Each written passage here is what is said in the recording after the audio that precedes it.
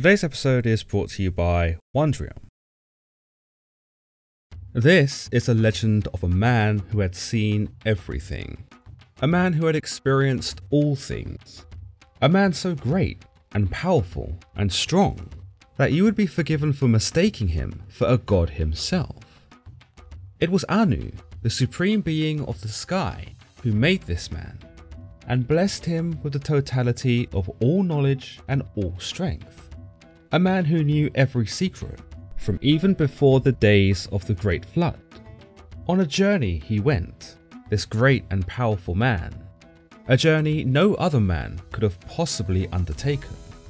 And on this journey, he carved all of his toils, this undeniably incredible man, the like that this world will never know of again. Is it his story that you wish to know? Then walk with me along the walls of the Uruk Haven. Let us journey through the Eanna Temple, the residence of Ishtar. Allow me to guide you upon the sacred grounds and show you the copper box that contains the hallowed lapis lazuli tablet. There we will find the Epic of Gilgamesh. Before we begin with the Epic of Gilgamesh, a brief message from the sponsor of today's video, Wondrium. Wondrium is an online subscription service offering university-grade content in a variety of different subjects. By signing up to Wondrium, you can gain access to a library of over 11,000 videos and lectures about, well, pretty much anything, from science, maths, history, literature, or even the more creative arts like photography. Wondrium's library is constantly evolving, and so I'm sure you won't have any difficulty finding something that resonates with you. One course I've looked at recently is America's Great Trails with journalist Mick Davey. Join the filmmaker as he explores the great outdoors in both iconic and also lesser known wilderness routes through the North American continent. Discover the secrets of magnificent trails, examine the details of breathtaking landscapes, and hike through unrivaled scenery as you journey through the unknown. There's such a huge selection to choose from on Wondrium. And with both short and long form content, tutorials and documentaries, your next adventure is round the corner. Right now, Wondrium are offering a free trial, so if you love learning as much as I do, be sure to head on over to wondrium.com/thelegendsofhistory to gain access to a lecture library of over 11,000 videos, or hit the link in the description below. And now back to Gilgamesh. He was a man to whom all things were known, a man of great renown and wisdom, cultivated by the gods themselves. Aruru, goddess of fertility, sculpted his body. Shamash, the god of the sun, endowed him with beauty. Adad, the god of storms, gave him courage and strength both, whilst Anu, the supreme sky god, gave him intelligence, wit, and the greatest secrets from the days before the flood. Perhaps even before the days of man. He was both beautiful and terrifying, pure and perfect, like the soaring dove, but fierce and merciless, like the great wild bull. This was how the great deities had made him, 2/3 god and 1/3 man. Needless to say, he was Gilgamesh, lordly in appearance, son of the noble Lugal Banda, and the greatest king of Uruk. No other king could have hoped to compare to Gilgamesh, neither past nor present. He was a hero of tremendous valor, a goring wild bull who not only commanded armies from the rear, but also sallied forth into the carnage of battle, leading his companions to certain bloody victory. He could destroy man and beast alike, he could cripple legions and armies alike, and he could raise up his nation to crush his enemies, like the raging tidal wave that struck the rocky cliffside, unabating, unrelenting, unstoppable. His deeds were famed for their brilliance, for it was he who opened up the mountain passes. It was he who dug the wells on the flank of the mountain. It was he who crossed the vast seas of the oceans to the rising sun, who explored the world and found all sorts of life. It was he who found Utnapishtim, the faraway survivor of the Great Deluge, and learned the secrets of immortality. It was he who built the great ramparts, the very walls of Uruk, and whilst the 7 sages laid the foundations, Gilgamesh laid the mud brick. Even the temple of Eanna, the residence of the goddess Ishtar, was erected at the hand of Gilgamesh. Everything that was Uruk was owed to Gilgamesh, and every breath taken there was owed to Gilgamesh. Who could compare to such kingliness? Who in the world could say, as Gilgamesh, I am 1/3 man and 2/3 god? Who in the world could say, as Gilgamesh, I am king? But with such strength, with such knowledge, with such power, there came arrogance, conceitedness, the cruel sense of superiority. Gilgamesh raised his head over his fellow man, and though many were tempted, none could raise their weapon against him. Instead, the people fell in line, docile, obedient, afraid. For Gilgamesh left not a son to his father, exhausting the young men of the land by beating them in sports, contests, and fights. No man was safe around Gilgamesh, for the immense king could outrun any racer, and if the racer was too tired to compete, Gilgamesh would make him run. He could outwit any gambler at any game, and if the gambler grew tired of losing, Gilgamesh would make him play. He could defeat any wrestler in a fight, and if the wrestler was knocked unconscious, Gilgamesh would raise him and make him fight again. So it was said that Gilgamesh left no son to his father. But equally so, Gilgamesh left no daughter to her mother, taking any woman he saw fit for himself. And when the married man was presented with his bride, it was Gilgamesh who consummated the marriage, and it was Gilgamesh who took the bride on her wedding night, for he was the king, and all women of Uruk belonged to the king first and their husbands second. So it was said that Gilgamesh left no daughter to her mother. With such tyranny, the people of Uruk grew weary and anxious, so they turned to the gods and declared, "You have brought into existence the greatest man who ever lived, the mighty bull with his head raised above all others, the one you have named Gilgamesh. No man can stand against him, and no man can raise a weapon against him." But the bull turns his horns towards each and every one of us. Gilgamesh leaves no son to his father, for day and night he exhausts them and bullies them into submission. Is this the great shepherd of Uruk Haven that you have blessed us with? Gilgamesh leaves no daughter to her mother, for day and night he exhausts them and forces them into romance. Is this the great shepherd of Uruk Haven that you have blessed us with? And Anu, the supreme ruler of the sky, heard the concerns of the people, and with some regret, he lowered his head in agreement. He had seen Gilgamesh turn from the noble, wise, and beautiful protector of Uruk into a cruel, wicked, egocentric tyrant. No longer could he allow for Gilgamesh to go unchallenged, and so he turned to Aruru, who had designed his body, and told her, "It was you who created the great king of Uruk. Now, create one like him. Let him be equal to the tyrant's stormy heart. Let him be equal to the tyrant's iron fist. Let him be equal so that Uruk may find peace." When Aruru heard this request, she began immediately. She washed her hands, moulded some clay, and then cast it into the wilderness. There, from the clay, a new kind of being was born. Enkidu he was named, born of silence and endowed with the strength of the war god Ninurta. His body was shaggy with hair, and he had a full head of long hair, not unlike a woman's. But Enkidu was more beast than man, for he knew not of language, society, or purpose. He knew neither people nor settled living. He ate the grass with the gazelles, and drank amongst the wildlife at watering holes. He swung from the trees with the monkeys, and teased deer out of their hiding places.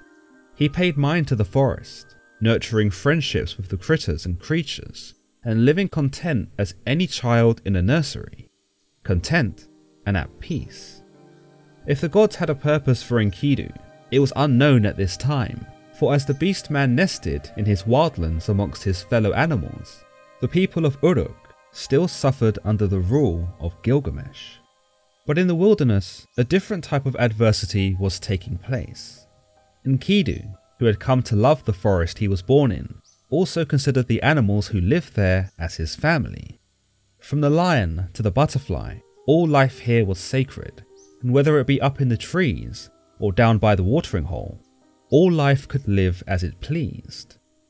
In some ways, the wilderness was not just Enkidu's dwelling, it was his kingdom, and the creatures were his subjects. And much like Gilgamesh had once been, Enkidu was the protector of his subjects, so if any were threatened, he would see to them being rescued.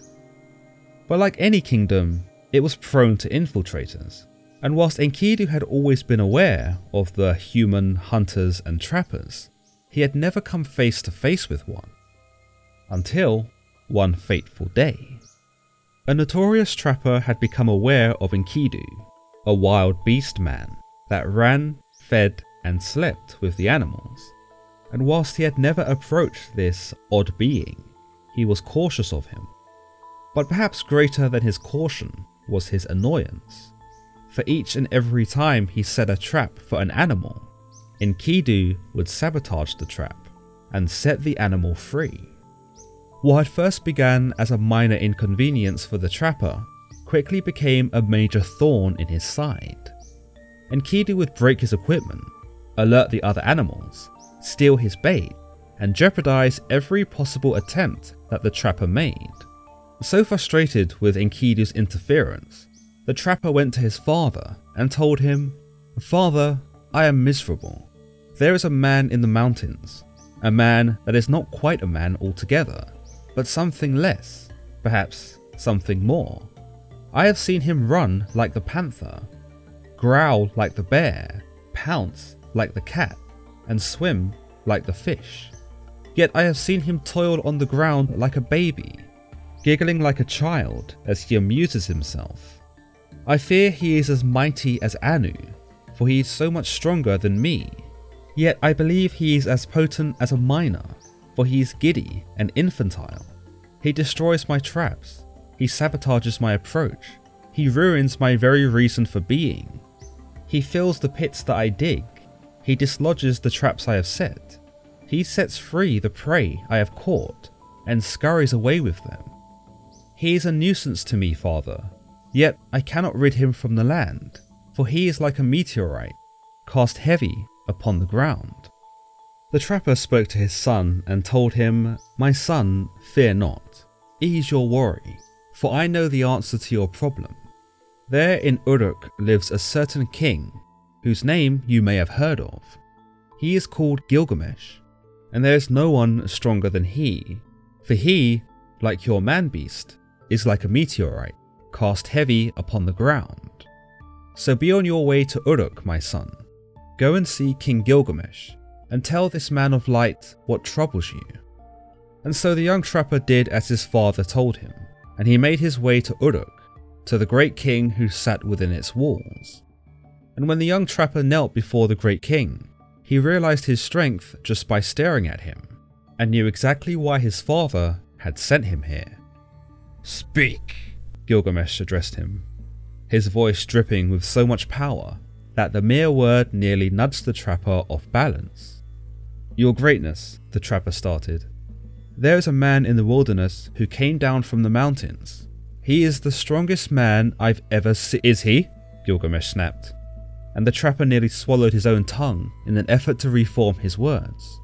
I mean, he is the mightiest man I have ever seen." "Is he?" Gilgamesh snapped again, and again the young trapper all but fell out of his own skin.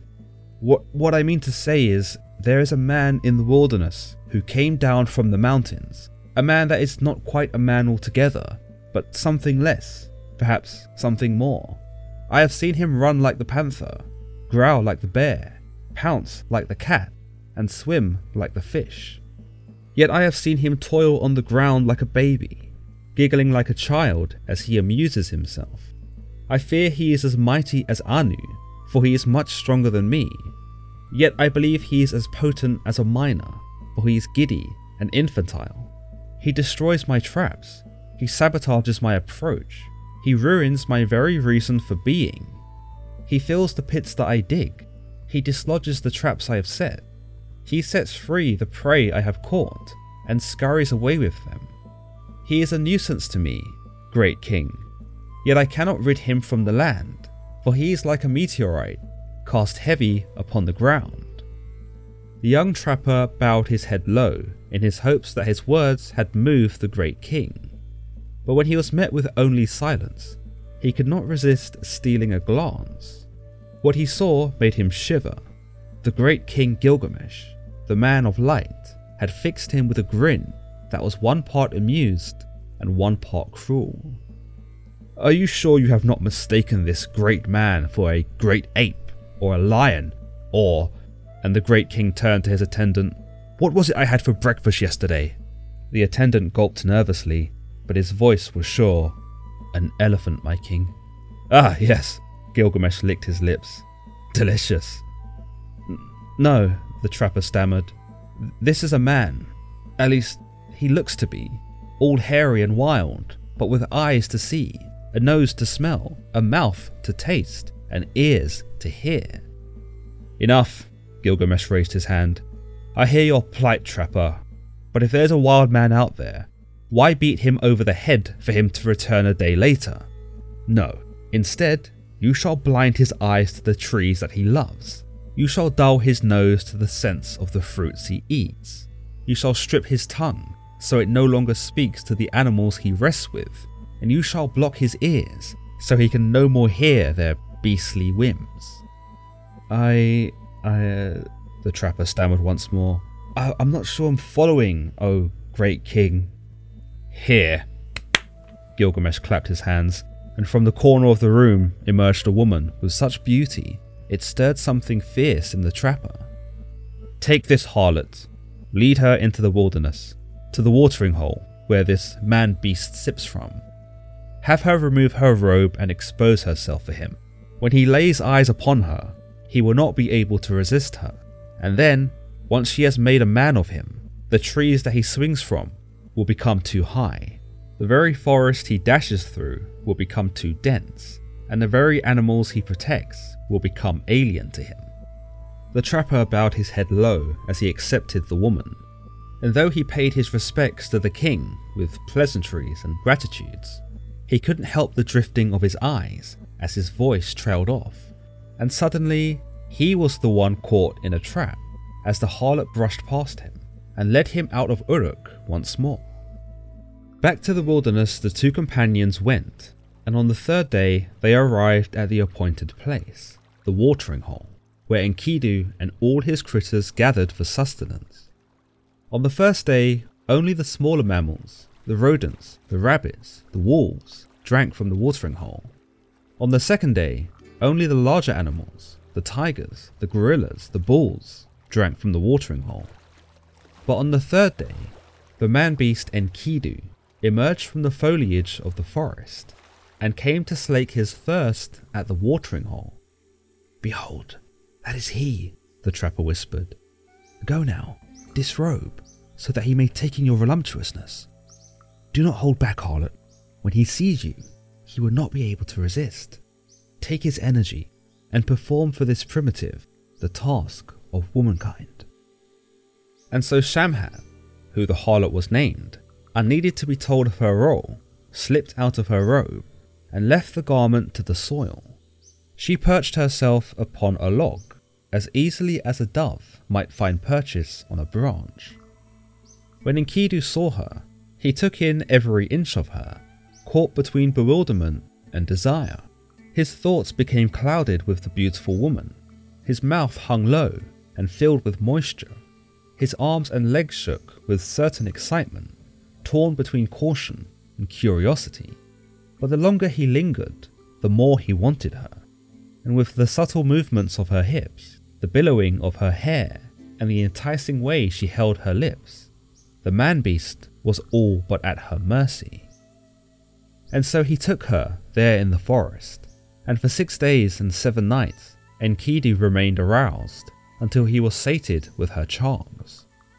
But after the 7th night, with his seed spent and his energy depleted, Enkidu was dismayed to find that the animals, his animals, fled from him. He gathered enough strength to rise from his lover, But when he made to move after the gazelles who now galloped away from him, or the birds which now squawked at him, or the wolf that now snarled at him, he found that his knees were rigid, his pace was slower, his virility was fainter, and there was something different about the world, about himself. "Enkidu," Shamhat spoke, "you are beautiful. You have become like a god. Why do you waste your merits and your life here in the wilderness, chasing beasts and frolicking with creatures?" "This is my home," Enkidu started, unsure of where these words had come from, or how he understood the strange utterings of the woman before him. The life he had once known had melted, the past now dwindling memories of something that wasn't him, something animal and untamed. He stood upright now, with thoughts and feelings battling in a space that was once simple to comprehend. He was aware of his nakedness. He understood shame and lust. He knew of the wilderness, his home, and realized that, no, he didn't quite belong here anymore. Uncertain, he sank to his knees before the harlot and found solace in her presence. She was, after all, the first woman he had ever seen. "Come," she took pity on him, "let me bring you to the Uruk Haven, to the holy temple, the residence of Anu and Ishtar, the place of Gilgamesh, who is wise to perfection, but who struts his power over the people like a wild bull." Her words found favour with Enkidu, for with every passing second, he found himself yearning to be free of the wilderness, and to behold this magical Uruk Haven. But there was also something else lingering in his guts, something unfelt before his sudden transition. "This Uruk Haven you speak of, you will take me there, and I will see this holy temple of Anu and Ishtar. There I will find Gilgamesh, who you say is wise to perfection, who you say struts his power, who you say is like that of a wild bull, and there I will challenge him." "Challenge Gilgamesh?" Shamhat shrieked, and whether Enkidu was awakened to the purpose of his creation, or whether it was the mention of an unjust king that the harlot spoke of, Enkidu knew in his heart of hearts that his destiny was tied to Gilgamesh, and that only a battle would set him free. "Let me shout out in Uruk. Let me declare to all who will listen that I am the mighty one. Lead me to Uruk, Shamhat, and I will show you that he whose strength is mightiest is the one who came down from the mountains and was born in the wilderness." "Enkidu, please heed my words," Shamhat said as she took the man's face in her hands. "At Uruk you will find a city like no other, where the people show off in skirted finery, where every day is home to a festival, where music floods the streets forever, where harlots in exuding beauty stand waiting, full of laughter, and where you, Enkidu, will learn to live. But heed my words, for all that's good. You must not challenge Gilgamesh. He is a man of extreme feelings, born 1 part man and 2 parts god. When you see his face, you will know his handsomeness, and when you see his body, you will know of greatness. He is a man who needs no sleep, and he is a man who is mightier than you." Such words were bitter for Enkidu to hear, and though he trusted the harlot for her honesty and wisdom, he did not earnestly believe it. "I will challenge him still," he had decided, "and let he who stands at the end of our contest be deemed the mightiest of them all." "Stay your hand, I beg of you," Shamhat pleaded. "Enkidu, you must change your thoughts about him. Gilgamesh is my king, and it is him that I love. Anu, Enlil, and all of the gods have enlarged his mind to outthink you, have strengthened his muscles to beat you, have polished his wit to disarm you, and have enhanced his perception to see you. Why, even before you had come from the mountain, Gilgamesh had dreamt of you." And the harlot attempted to caution Enkidu, telling him of her king's dream, and how he had once awoken in a cold sweat. He searched for his mother, and told her in a panic, "Mother, I just had a dream. Stars of the sky appeared. and some kind of meteorite of the gods fell next to me. I tried to lift it, but it was too mighty for me. I tried to turn it over, but it would not budge. The land of Uruk stood around it, and everyone in the land had assembled around it. Everyone was struck by this incredible boulder, but none so much as I. I loved the meteorite, and I embraced it like a wife. I laid it down at your feet, and you made it compete with me. And so Gilgamesh's mother, Rimat Ninsun, all-wise and all-knowing, understood the dream, and said to her son, "This meteorite you speak of, that fell from the sky, is a good omen. It is a gift from the gods. This meteorite that you embraced, and that the people were struck by, will be a mighty man who you have yet to meet. A mighty man, a comrade, a friend. His strength is near unparalleled, and he is as mighty as a meteorite that penetrates the ground upon impact. It is for this strength that you will love him and embrace him as a wife, and it is his strength that will save you and protect you. Indeed, your dream is good and propitious." And Gilgamesh was relieved for his mother's good tidings, and he welcomed the notion that he would soon meet this great and powerful man.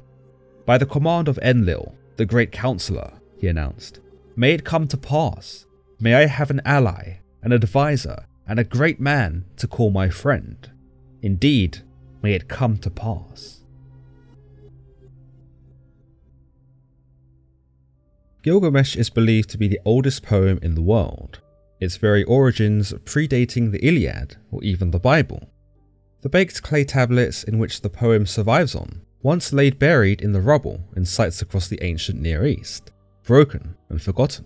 It wasn't until the year 1850 that fragments of the legendary story were discovered amongst the ruins of Nineveh, in what was left of the once great library of the king Ashurbanipal, the last great king of the Assyrian nation. It was a young English traveller, Austin Henry Layard, who some say discovered the ruins of the great library by mere chance, and it was in amazement with his assistant that he descended into the library to discover room after room lined with carved stone bas-reliefs that showed battles, gods, demons, and strange unknown creatures.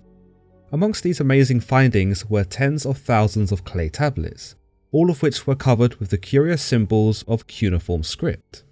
Over 25,000 of these tablets were shipped back to the British Museum, and while such a discovery was beyond anyone's conceivable excitement, no one quite knew what they held in their hands. In fact, the Epic of Gilgamesh, which we know of today, remained in storage for 15 years before it was eventually looked at by British Museum curator George Smith. From reading the tablets, Smith discovered what was arguably one of the greatest discoveries of the Victorian world, that Gilgamesh had his own deluge story that corroborated the historicity of the flood story found in Genesis. "I am the first man to read that after more than 2,000 years of oblivion," Smith was believed to have said, after reading the ancient lines that would go on to make him famous. So excited was Smith about his discovery that he reportedly ran into the next room and stripped off his clothes. Such is the effect that the Epic of Gilgamesh can have on a person. And now, whilst I have decided to dedicate this new series in telling Gilgamesh's story to you, I would caution you about having an impromptu moment of exhibitionism. Then again, who am I to tell you how to enjoy this story? Gilgamesh has had such a profound effect on many of its readers over the years that some declare it to be the greatest masterpiece ever constructed. Author Michael Schmidt describes Gilgamesh as prefiguring almost every literary tone and trope and suggests all the genres, from dramatic to epic, from lament to lyric and chronicle. Author Sophus Hellas compares Gilgamesh to a punching bag in an effort to detail its immense permanence, and the fact that no matter how many times you read it, it can always give you something more. He states, "It just hangs there. You come up to it, spar with it. You push yourself and grow stronger, wiser, but the epic just hangs there, ready for the next reader." The poet Rainer Rilke was unapologetic in his appreciation of Gilgamesh, where he wrote at the end of 1916, "I consider it to be among the greatest things that can happen to a person. I have immersed myself in it, and in these truly gigantic fragments, I have experienced the measures and forms that belong with the supreme works that the conjuring word has ever produced. Ultimately, Gilgamesh appears to mean something different to everyone who reads it, whether this be literary interpretation or simply how it makes someone feel. Interpretation is a very key factor when it comes to reading Gilgamesh, for the simple fact that even today, we still do not possess a full and complete epic. When cuneiform script was first deciphered in 1857, it took a while to really unpick what it was that the ancients were trying to say about Gilgamesh. Worse yet, what researchers held in their collection were fragments of the text, a text which spans 11 tablets. Essentially, what translators had the chore of doing was working with a puzzle that was in A, an ancient language, and B, came with no reference piece. Today, more than a century after the discovery of Nineveh and Ashurbanipal's library, many fragments of Gilgamesh have been discovered and carefully inserted into the gaps that plague the tablet. However, we are still far from really holding a complete story in our hands, and whilst the language is now much better understood, and scholars can use some educated guessing to supplement the gaps that remain, we will never truly know the epic that is Gilgamesh. With this in mind, I have taken some liberties when retelling Gilgamesh to you, in the hopes that I retain the sentiment of the original story, whilst also supplementing it with enough spark to appeal to a modern audience.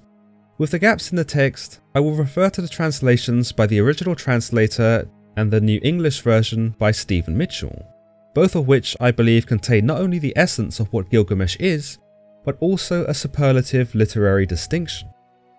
When we analyse the Epic of Gilgamesh, it might be worth knowing a bit more about the language in which it was written, and how other stories pertaining to Gilgamesh influenced the great epic. The earliest texts that appear to have survived date from around 2100 before the Common Era, and are as follows: Gilgamesh and Agar, which details the Kushite siege of Uruk, where Gilgamesh refuses to submit. Gilgamesh and Hawawa, which details Gilgamesh and Enkidu's victory over a demon. Gilgamesh and the Bull of Heaven, which details Gilgamesh's triumph over Inanna and her father's bull. Gilgamesh and the Underworld, which details the Sumerian belief of the underworld and the death of Gilgamesh. These 5 poems, independent from the Epic of Gilgamesh, were each written in Sumerian, the learned language of Mesopotamia. Meanwhile, the tablets dug up at Nineveh, including the Epic of Gilgamesh, were written in Akkadian and are known as Old Babylonian. The Old Babylonian tablets are a more condensed version of the Sumerian accounts, and the episodes that take place, including Gilgamesh's battle with Hawawa and Gilgamesh's triumph over Inanna's bull, are noticeably paraphrased. Other accounts such as the Kushite siege of Uruk are omitted altogether, though this may be likely due to the case that the Old Babylonian version was seriously damaged when it was found. In fact, some 1,000 lines are believed to be missing from this account, rendering it grossly incomplete. However, to make it a little more confusing, some 500 years after the Old Babylonian version was written, a scholar named Sinleki Ununi revised and elaborated the account to perhaps make the epic more complete and streamlined. His epic, which is now hailed as the standard version, is the basis for all modern translations. It is unknown, however, what contribution Sinleki Ununi really made to his standard version of the tale, given the state of the Old Babylonian version. But scholars have suggested that Sinleki was rather conservative with his approach, opting to respect and preserve the original content as much as possible. In other areas, he is seen to add or drop passages that serve to streamline the text further, and in this, he may be seen as less a scholarly editor and more of a scholarly poet. You'll find that I have attempted to do the same thing in this series when conveying the characters of the epic, such as hyperbolizing the esteemed arrogance of Gilgamesh, whilst also delineating Enkidu's boyish naivety. I've also taken efforts to humanize the trapper found in Tablet 1, whilst also taking steps to animate the potency of the harlot Shamhat. Primarily, however, my efforts, like the efforts of the many translators, has been to recreate the ancient story in a way that invigorates a modern audience, whilst also staying true to the original. Stephen Mitchell tells us that Gilgamesh's story is the mother of all heroes' journeys, given its huge inhibited mythic presences that move through the landscape of a dream. Through the entire story, we see not only a king learn humility, but a man becomes civilized. In the very first lines of the poem, we are guided by the voice of a narrator, and we adopt the role as not just a reader, but also as a spectator, a tourist if you will, as we are led to the ancient city of Uruk to behold its wonders. We are treated by the narrator as if we are actually there. Indeed, though we might be foreigners, we are given the luxury of explanation and can almost sense the fine excitement that the narrator exudes, an excitement only possessed by a proud local. When the narrator speaks in the opening lines, or the prologue, he speaks with some mystery, almost like he's trying to lure us into the tale, intentionally creating suspense that he knows will only tantalize our curiosity. He who saw the deep, the country's foundation, who knew the proper ways, was wise in all matters. Gilgamesh, who saw the deep, the country's foundation, who knew the proper ways, was wise in all matters. These are the first lines according to Andrew George's original translation, and already we can see that the narrator intends to keep his protagonist sheathed in secrecy, an enigma for now. Gilgamesh is referred to only as he, suggesting his importance to the locale, and that possibly this is because the man needed no introduction to the ancient Urukians. Everyone knew who he was, and the subsequent deeds that are told to us by the narrator are already common knowledge. What the narrator tells us here is special, for it is solely for our benefit. We do not know Gilgamesh, but to these ancient people, he was a celebrity, a hero, a god perhaps. We understand from this very first paragraph that Gilgamesh was wise in all matters. He was a beacon of wisdom, and a man who we see in the very first tablet is consulted for advice from the people around him. His knowledge is so significant, in fact, that it actually attracts people who weren't even from his city. The trapper, who appears to have not been from Uruk, shows us that Gilgamesh was so renowned that people may have come far and wide to learn from him. In George's translation, the trapper's father makes an attempt to help his son solve his problem, and suggests, word for word, the very same plan that Gilgamesh ends up recommending. Yet instead of telling his son to act on this well thought out plan, the father tells his son to go and consult Gilgamesh anyway. It suggests that the people probably trusted Gilgamesh's judgment over their own, but it also shows us that Gilgamesh's knowledge was not a privilege afforded to his people only, but that he was willing to share his intelligence and counsel with any who sought him. Perhaps it is with this that the narrator tells us about Gilgamesh's wisdom, not to brag about his king, but to inform us that if we have a matter we cannot solve, it may be worth bringing it to his attention. The narrator also tells us that Gilgamesh saw the deep. He saw regions of the world that man at the time could not have possibly seen. He saw the country's foundations, or he saw the area of Uruk before it was built. Such was the extent of his knowledge that he could in some sense see into the past and see what had transpired long before his days. No information was denied of him, whether it be in the past or the future. Time was not an obstacle for him. Gilgamesh knew everything. He explored everywhere, the seats of power. He knew everything, the sum of wisdom. He saw what was a secret, discovered by what was hidden. He brought back a tale of before the deluge. The narrator's second paragraph does even more to whet our appetites for a story. Gilgamesh, again so important that he requires no name and need only be referenced as he, had explored everywhere. The world back then was a pretty scary place in terms of exploration and knowledge of geography. No one really knew what was beyond a given point, and when you factor in the oceans, the sky, the forests, the jungles, and the fearful unknown of it all, it really does sound quite daunting. These people wouldn't have really known how far they could go, let alone who or what would be waiting for them when they got there. It was an age of incredible imagination, perhaps a necessary psychological tool used to fill in the blanks of the unknown and the untravelled. But Gilgamesh had been to these places. He'd seen everything there was to see, including kingdoms from lands afar, these seats of power. But even those kingdoms were of no equal to him, and these faraway and daunting places of foreigners and monsters and dragons and demons were of no concern to Gilgamesh. After all, he had seen everything. how could it have possibly surprised or concerned him? The narrator makes it clear that there was a separation between the regular man and Gilgamesh, for where the regular man could not conceive the other end of the world, Gilgamesh could. Where the regular man could not know the seats of power, Gilgamesh could. Where the regular man could not fully comprehend the world around him, Gilgamesh could. Indeed, it may very simply be the author's intention to create such a tremendous gulf between man and Gilgamesh. It may have been an archaic yet simple literary device to show distinction between Gilgamesh the king, the hero, the demigod, and just a regular man. Yet it also creates solidarity in this strange ancient world of Uruk, as the narrator's words also provide some comfort. It's almost as if he's saying, sure, you're not from around here, and this all seems pretty crazy, but hey, this is Gilgamesh. He's better than you, but he's also better than me and everyone else.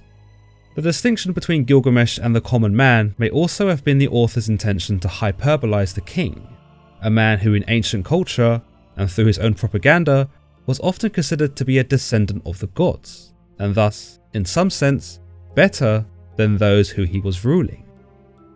The most significant part from this section is Gilgamesh bringing back a tale from before the deluge, or the Great Flood. As mentioned, in Victorian times, the biblical Genesis was believed to be the oldest document, and Noah's flood story from chapters 6 to 9 were believed to be an original account. But here, Gilgamesh, in a document that predates the Bible by about 1,000 years, is seen to bring a tale back from the times before the flood. At this stage, we are not told any more about this deluge, and so it's easy to disregard it as one of Gilgamesh's many epic adventures. But as we see later on in the text, Gilgamesh knows of the flood, and he knows, on the account that he knows everything, that it had taken place many years before even his time. I won't spend much time comparing the biblical flood story and the flood story of Gilgamesh, but it cannot be understated that this was a monumental discovery in Victorian times. It showed us that the Genesis flood tale was not the earliest depiction, and it showed us that a whole civilization, long before the Hebrews, had already passed it back and forth, attributing it to their god Enlil. Even though the narrator couldn't have possibly known that the Hebrews would incorporate this tale into the Bible, nor could he have possibly known that we would be fawning over the epic in the way that we have, I can almost imagine him smirking as he tells us that it was Gilgamesh who brought back the tale before the deluge. The statement inadvertently and uncompromisingly declared that it was Gilgamesh who gave us the deluge story, and though it might have been absorbed by other cultures and communities some 1,000 years later, it belonged to Gilgamesh. Stephen Mitchell's translation of the first few paragraphs is slightly different, but it captures the same essence, telling us he had seen everything, had experienced all emotions, from exhalation to despair. He had been granted a vision into the great mystery, the secret places, the primeval days before the flood. Mitchell chooses to focus on emotion here, as opposed to knowledge, as George does. Gilgamesh had seen everything, and he knew everything, but Mitchell conveys a less robotic Gilgamesh, who feels everything too. This, I believe, is quite important because it humanizes Gilgamesh. Sure, he's smarter than us, and he's by far more well-travelled than us, but he also experiences things the same way we do.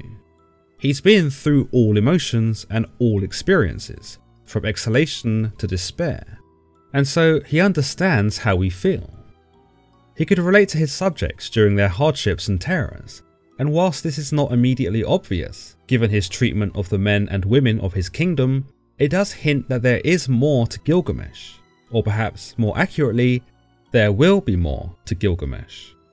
In the beginning, he is a little more than a conceited tyrant, but in establishing a character who is so flawed from the very beginning, it also leaves a lot of room for growth. Still, it's also nice to know that Gilgamesh isn't this overpowered sociopathic nutjob with a severe lack of empathy, as according to Mitchell, he does have feelings, and probably knows these feelings better than anyone. He came from a far road, was weary, found peace. All his labours were set on a tablet of stone. He built the rampart of Uruk, the sheepfold, of holy Eanna, the sacred storehouse. George provides a snippet of what Gilgamesh comes to experience by the end of the story. In some ways you might say the narrator foreshadows the ending. In other ways you might say he spoils it. We can tell here that Gilgamesh walks a long road. He is weary, but he finds peace. Indeed, some might say that by providing us with the outcome of Gilgamesh's adventure, it does take away from the suspense. After all, we know that our hero and our lead character survives the story. But I suppose this should really come as no surprise, given that from what we've been told about Gilgamesh so far, he's amazing and he's the best. Perhaps the narrator would be baffled by our disappointment, for surely we should have known that a man like Gilgamesh could only ever win. But contrarily, the epic is not ruined. We do not know the context of Gilgamesh's survival. We do not know what trial he went through, or how long this road he walked on was. We do not know why such a great and powerful man like Gilgamesh is weary, or even more so, what could possibly make him feel this way. All this the narrator leaves blank, and in some ways, it only sweetens the pot, nudging us to discover how such a brilliant king could become so weary. Perhaps in some way, it's human nature to be inquisitive as to anyone's rise and fall. Like a train crash, we cannot look away. In tragedy, there is something brutally alluring, something that harkens from the depth of despair and beckons us forward, not to participate, but to witness, to observe. Perhaps we are just morbidly curious about the pain of others, or maybe we are selfishly learning at their expense. In any case, we are drawn to Gilgamesh. We want to see what it is that makes him weary, and we don't mind knowing that he survives the end of the story. What we want to know is, at what cost does he ensure his survival? We also understand that Gilgamesh set all his labours on a tablet stone, or as author Benjamin Foster tells us in his translation, that from a distant journey came home weary at peace. Gilgamesh engraved all his hardships on a monument of stone. With this line, we understand that the story we are about to behold is indeed the story of Gilgamesh, but also that it is literally set in stone by Gilgamesh himself in the years after his great ordeals, when he is older and wiser. As the author Michael Schmidt points out, both the translations by George and Foster here agree that when Gilgamesh returned from his epic adventure, he was at peace, which is profound considering the hardships he does endure. The narrator continues of Gilgamesh's exploits, telling us that he built the very walls of Uruk, the ramparts if you will, revealing that before this, Uruk was a simple city that was ripe for the picking of invaders. The walls may also be symbolic, suggesting that before Gilgamesh, raiders would test the city and plunder it. However, as soon as Gilgamesh was on the scene, they either stopped trying immediately, or were made to stop. The walls of Uruk are a detail of the poem that have always struck me, and it might be in the way that the narrator later describes them to us, directing our attention towards them and ensuring that we appreciate their detail. On top of this, another important detail that the narrator mentions is the sacred storehouse, the Eanna Temple, which was dedicated to Ishtar, or Inanna, a deity who enjoyed a popular realm of influence. Upon first reading this, and being told by the narrator that this temple was built by Gilgamesh, you'd be forgiven for deciding that Gilgamesh was not the top of the food chain. Of course, the gods were more powerful than him, and if a man like Gilgamesh respected them and honoured them, then a normal man ought to have done the same. Building the Eanna temple for the goddess certainly paints Gilgamesh as god-fearing, at least when it comes to Ishtar. But as we see later in the story, it becomes apparent that not even she has a hold over him, and this construction of her temple may very well have been nothing more than the strategical or professional courtesy. Stephen Mitchell's translation indicates some slight differences, as he tells us, he had journeyed to the edge of the world and made his way back, exhausted but whole. He had carved his trials on stone tablets, had restored the holy Eanna temple and the massive walls of Uruk, which no city on earth can equal. As we can see, Mitchell doesn't claim that Gilgamesh built the Eanna temple or the walls of Uruk, but that he restored them. There isn't a tremendous amount to dissect here, and the difference in wording may simply be trivial, but it could also suggest that these elements of Uruk were already established, but that they had succumbed to age and ruin. It provides us with the notion that this very story was ancient to even the ancients themselves, for their walls and their temple were in need of restoration. Enter Gilgamesh. I therefore ponder on the motivations for Gilgamesh either building these structures or restoring them. Was he building them because it's what he wanted to do, and because he wanted to keep out raiders and remain in Ishtar's good books? Or was he building them because it's what the people wanted, because they wanted to feel safe from raiders and wished to pray to Ishtar to receive her blessings? Had Gilgamesh allowed these structures to fall into such a state during his rule, and if he did, then what motivated him to fix them? Such is the addictive nature of the epic tale of Gilgamesh, supplying us with clues and nuggets of ancient information that only lead one to wonder more. As aforementioned, I was struck by the narrator's focus on the walls of Uruk, and the way he directs us to appreciate them with the same giddiness a child might have for a toy. That isn't to say that the walls of Uruk are by any means a childish construction, but in the way we could not truly appreciate the simplicities of a child's toy, we cannot truly appreciate the way the ancients may have felt about their walls. The walls brought safety, protection, and strategic advantage. These grand monoliths were like giant stone guards that pushed back against the elements, threatened would-be attackers, and took the brunt of the desert. A contemporary of the ancients from another land might have had more consideration for these structures, but to a modern audience, we can only imagine how appreciative one could be for them. See its walls like a strand of wool, view its parapet that none could copy, take the stairway of a bygone era, draw near to Eanna, seat of Ishtar, the goddess, that no later king could ever copy.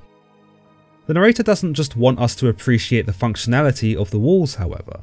As you can see, he compares them to a strand of wool, which leads me to believe that he isn't just bragging about how sturdy they are, but instead how precise it is. By using wool as his comparison, you might also say that he is imploring us to view the wall as a comfort, something that would have certainly have been the case to those who sought shelter from the harshities of the desert. He continues that he wants us to view the parapet that no one could copy, to take the stairway of a bygone era, to draw near to Eanna, the seat of the goddess Ishtar. I've come to view this as sort of a local hospitality. It is the narrator showing us his home and telling us, hey, come, let me show you our incredible parapet. Let me show you our incredible stairs. Let me show you our incredible temple. By this, the narrator isn't just telling us a story, he wants us to share in his life. He wants us to see the things he sees so that we can fully immerse ourselves. He even wants to introduce us to his goddess, and he wants to tell us of her temple, as if we were really there. He isn't just our guide anymore, he's a friend, and he wants us to enjoy our stay. It's ironic that he describes the stairway as of a bygone era, for it is indicative that the epic was considered ancient for even the ancients. But it serves just as well to us, a modern audience some thousands of years later, who want to learn of the greatness that was Gilgamesh, and the greatness that was Uruk. This is another magical feature of the text, for it is almost as if we are staring back in time with questions, whilst the narrator is reaching forward in time to supply them. He also plugs the importance and irreplaceability of Gilgamesh, by telling us that no king could do the same as him. No king, Urukian or not, will ever come close to achieving what Gilgamesh has done, which is actually a pretty bold statement, considering that there were no doubt kings after Gilgamesh. With this idea, Gilgamesh is placed upon a pedestal, and whether it is figurative or not, every king that would come after him would certainly have large boots to fill. Interestingly enough, many kings of the Mesopotamian era would desire to be like Gilgamesh, and would even claim descendancy from him in an effort to associate themselves with him. King Shulgi of Ur, who ruled between the years 2029 and 1982 before the Common Era, would actually claim that he was Gilgamesh's brother. But still, as the narrator specifies, there would never again be a king like Gilgamesh. Yet this did not deter successors from trying. In fact, it may have driven them to be more like him in search of glory and legacy. Mitchell's translation has another minor difference when describing the walls, where he tells us, "See how its ramparts gleam like copper in the sun." Climb the stone staircase, more ancient than the mind can imagine. Approach the Eanna Temple, sacred to Ishtar, a temple that no king has equalled in size or beauty. As opposed to comparing the walls to wool, Mitchell opts to compare the walls to copper, in that its surface gleams like the sun. With this description, it might be said that Uruk was literally shining, a glorious civilization that stood out in the vacancy of the desert.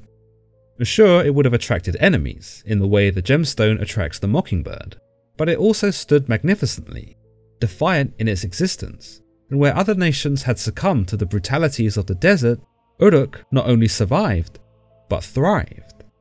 The narrator doesn't stop there though. He really wants to involve us in his daily life, to see it as he sees it, to experience it the way it was meant to be experienced some 1,000 years ago. Climb Uruk's wall and walk back and forth. Survey the foundations, examine the brickwork. Were its bricks not fired in an oven? Did the 7 sages not lay its foundations? Just as with the parapet and the staircase, the narrator invites us to marvel at the architecture.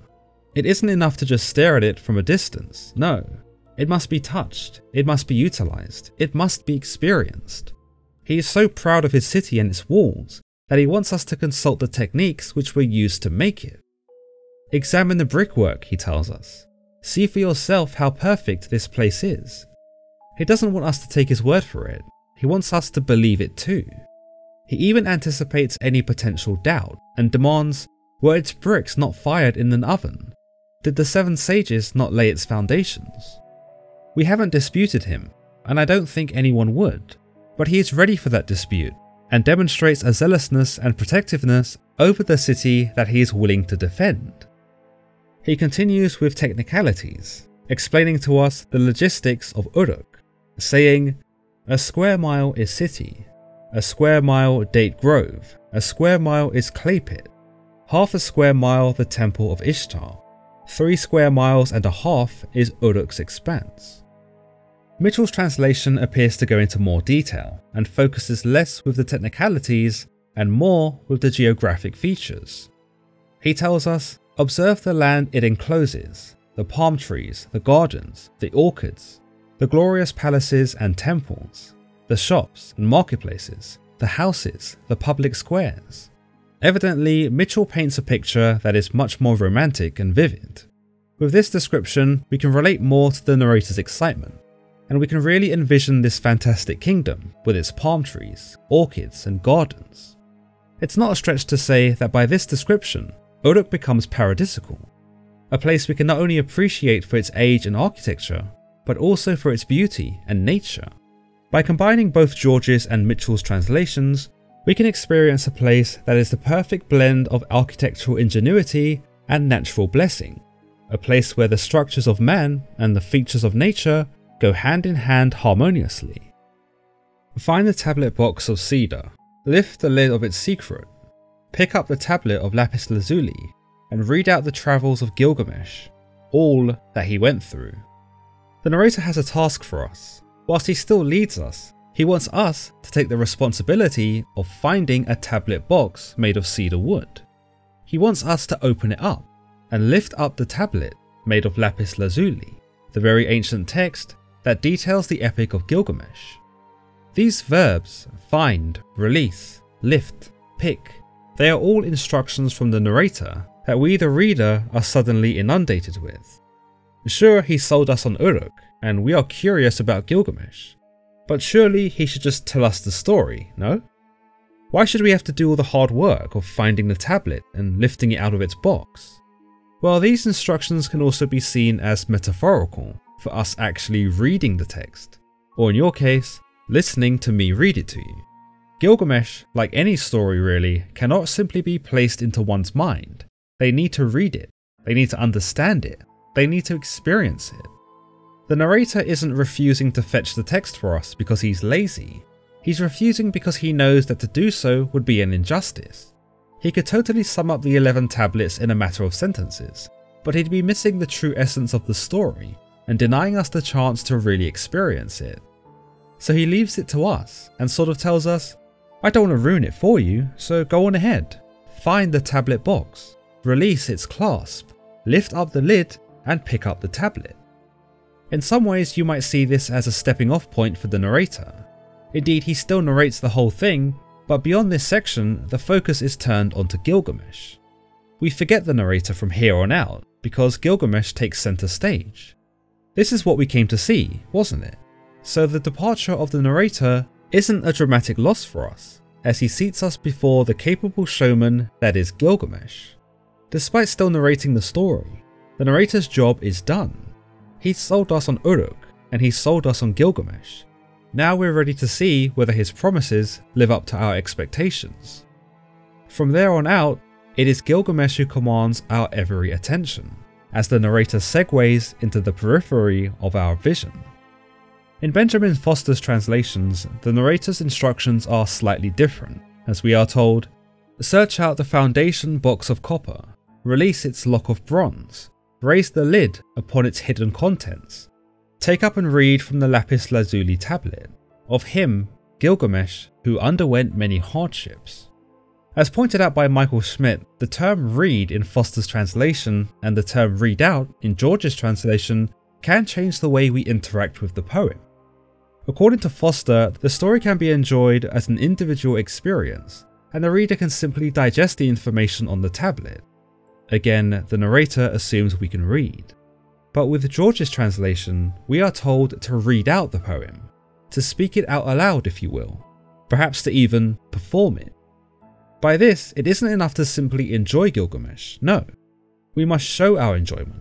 We must become a part of it, and share with others who will listen.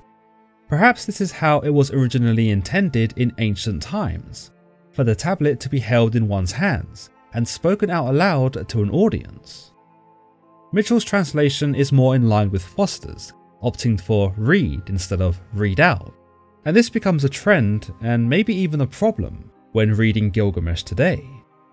With every translation, whilst indeed taking us roughly down the same path, each translator tackles the breaks in the text with varying degrees of effort. Some, like George and Foster, negotiate with the holes of the tablet, poking and prodding with suitable words before deciding on the least obtrusive. Others, like Sophus Hellas, decide to leave the gaps in an effort to achieve transparency, not to cover up the gaps of the text with educated assumption, but to convey the text as it is, flawed and imperfect. In just the opening lines of the tablet, we are already privy to the scope of variation that Gilgamesh gives us, as well as the overlooming dilemma that ultimately no one knows the tablet in its complete entirety, and a definitive version of the text is likely still a ways off. In any case, regardless of the translators that I will be quoting in this series, all are successful in guiding us through the epic. Already, with the voice of the narrator, we know where we are, we know what we're looking for, and we know what to expect. And when you consider the age of this story, spanning back generations, across thousands of miles, and deep into the murky puddles of ancient language, being able to achieve those three factors is mightily fortunate. When the prologue ends, and we are delivered into the presence of Gilgamesh himself, we learn that he is not wise in all matters. He is not the builder of the great walls of Uruk, given how young he is, and he's not even that pleasant. Schmidt cleverly puts that Gilgamesh's social delinquency is a far cry from wisdom. This awesome, heroic, larger-than-life man we are promised by the narrator turns out to be an overinflated bully, who though is a descendant of the gods, being 2 part god and 1 part human to be precise, he isn't righteous, nor modest, nor even that smart. Were we lied to by our narrator buddy? Were we conned? Did he take advantage of our ignorance of this strange land and sell us into the hands of this mighty brute named Gilgamesh? Well, in a way, yes, and in a way, no. All will become clear by the final lines of the final tablet, but for now, let's just say that when the narrator promised us this great and powerful king, he may have been foreshadowing. In the beginning, our protagonist is young and brash, but the trials spoken to us in the previous lines evidently forge him into something else. The end exists in the beginning, Schmidt tells us, and I couldn't think of a more perfect way to describe one of the story's more subtle tropes. Surpassing all other kings, heroic of stature, brave scion of Uruk, wild bull on the rampage.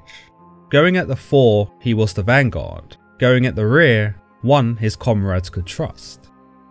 At last we are presented with Gilgamesh, as Andrew George puts forth a colourful description of the king. Once more, Gilgamesh is placed upon a pedestal, and we are made to believe that there was never a king like him before, and there will never be a king like him after. He is the brave scion of Uruk, but he's also unpredictable, volatile, like the wild bull on a rampage. Indeed, this was not the man the narrator spoke of, but it is indicative of how one's impression of someone isn't always reliable. The narrator was either evidently biased in his praise of Gilgamesh, or he was sparing us the more dangerous aspects of the man, perhaps anticipating that we'd get scared and run the other way. Indeed, Gilgamesh is fierce, the fiercest man in the land, in the world for that matter, so I suppose in that sense, it should come as no surprise that he's as wild as the bull on a rampage. Still, George conveys that despite Gilgamesh's belligerence, he is brave, choosing to fight in front of the vanguard, but also commanding from the rear. What George tries to say here is that Gilgamesh could go anywhere on the battlefield. The front, the rear, the sides, it didn't matter. As long as Gilgamesh was on the field, Uruk would be victorious. Stephen Mitchell is much more specific, and captures the dichotomy of Gilgamesh, saying, surpassing all kings, powerful and tall beyond all others, violent, splendid, a wild bull of a man, unvanquished leader, hero in the front lines, beloved by his soldiers. Notice how Mitchell describes Gilgamesh as violent and splendid, certainly an apt way in which to illustrate the complicated character. Indeed, he is violent and barbarous and frenzied in battle, but it's something Urukians would have cherished, albeit feared. To them, Gilgamesh kept them safe. Of course, he was an intemperate, bloodthirsty lunatic on the battlefield, but if it was a war, the Urukians were glad to have him on their side. Better to have sided with the brutal beast than to have to fight him. Such was Gilgamesh's prowess in the battlefield. Yes, it was violent, but it was splendid too. It delivered the Urukians victory after victory, and though it was bloody work, it was a sight to behold, if not quiver from. Like George, Mitchell paints Gilgamesh secondarily as an unvanquished leader, one who at least, on the battlefield, was beloved by his soldiers. The specific mention of being beloved by his soldiers also conveys a finer detail later explored in this chapter, that Gilgamesh might have been adored by soldiers but was abhorred by civilians. There is a fascinating aspect of the story here that whispers every leader's efforts to walk the fine line between respect and fear. Gilgamesh, evidently inspiring both, proves to somehow be a master of both and neither at the same time. George begins to lean into the darker side of Gilgamesh more in his subsequent lines, saying, a mighty bank protecting his warriors, a violent flood wave smashing a stone wall, wild bull of Lugalbanda, Gilgamesh, the perfect in strength, suckling of the august wild cow, the goddess Ninsun. Once more, Gilgamesh's strength is praised, and there is a certain virtuousness applied to him in his protecting of his warriors. Yes, he is a wild bull on a rampage, but he is also a defender, arguably a necessary evil that must be utilised for the sake of Uruk and its people.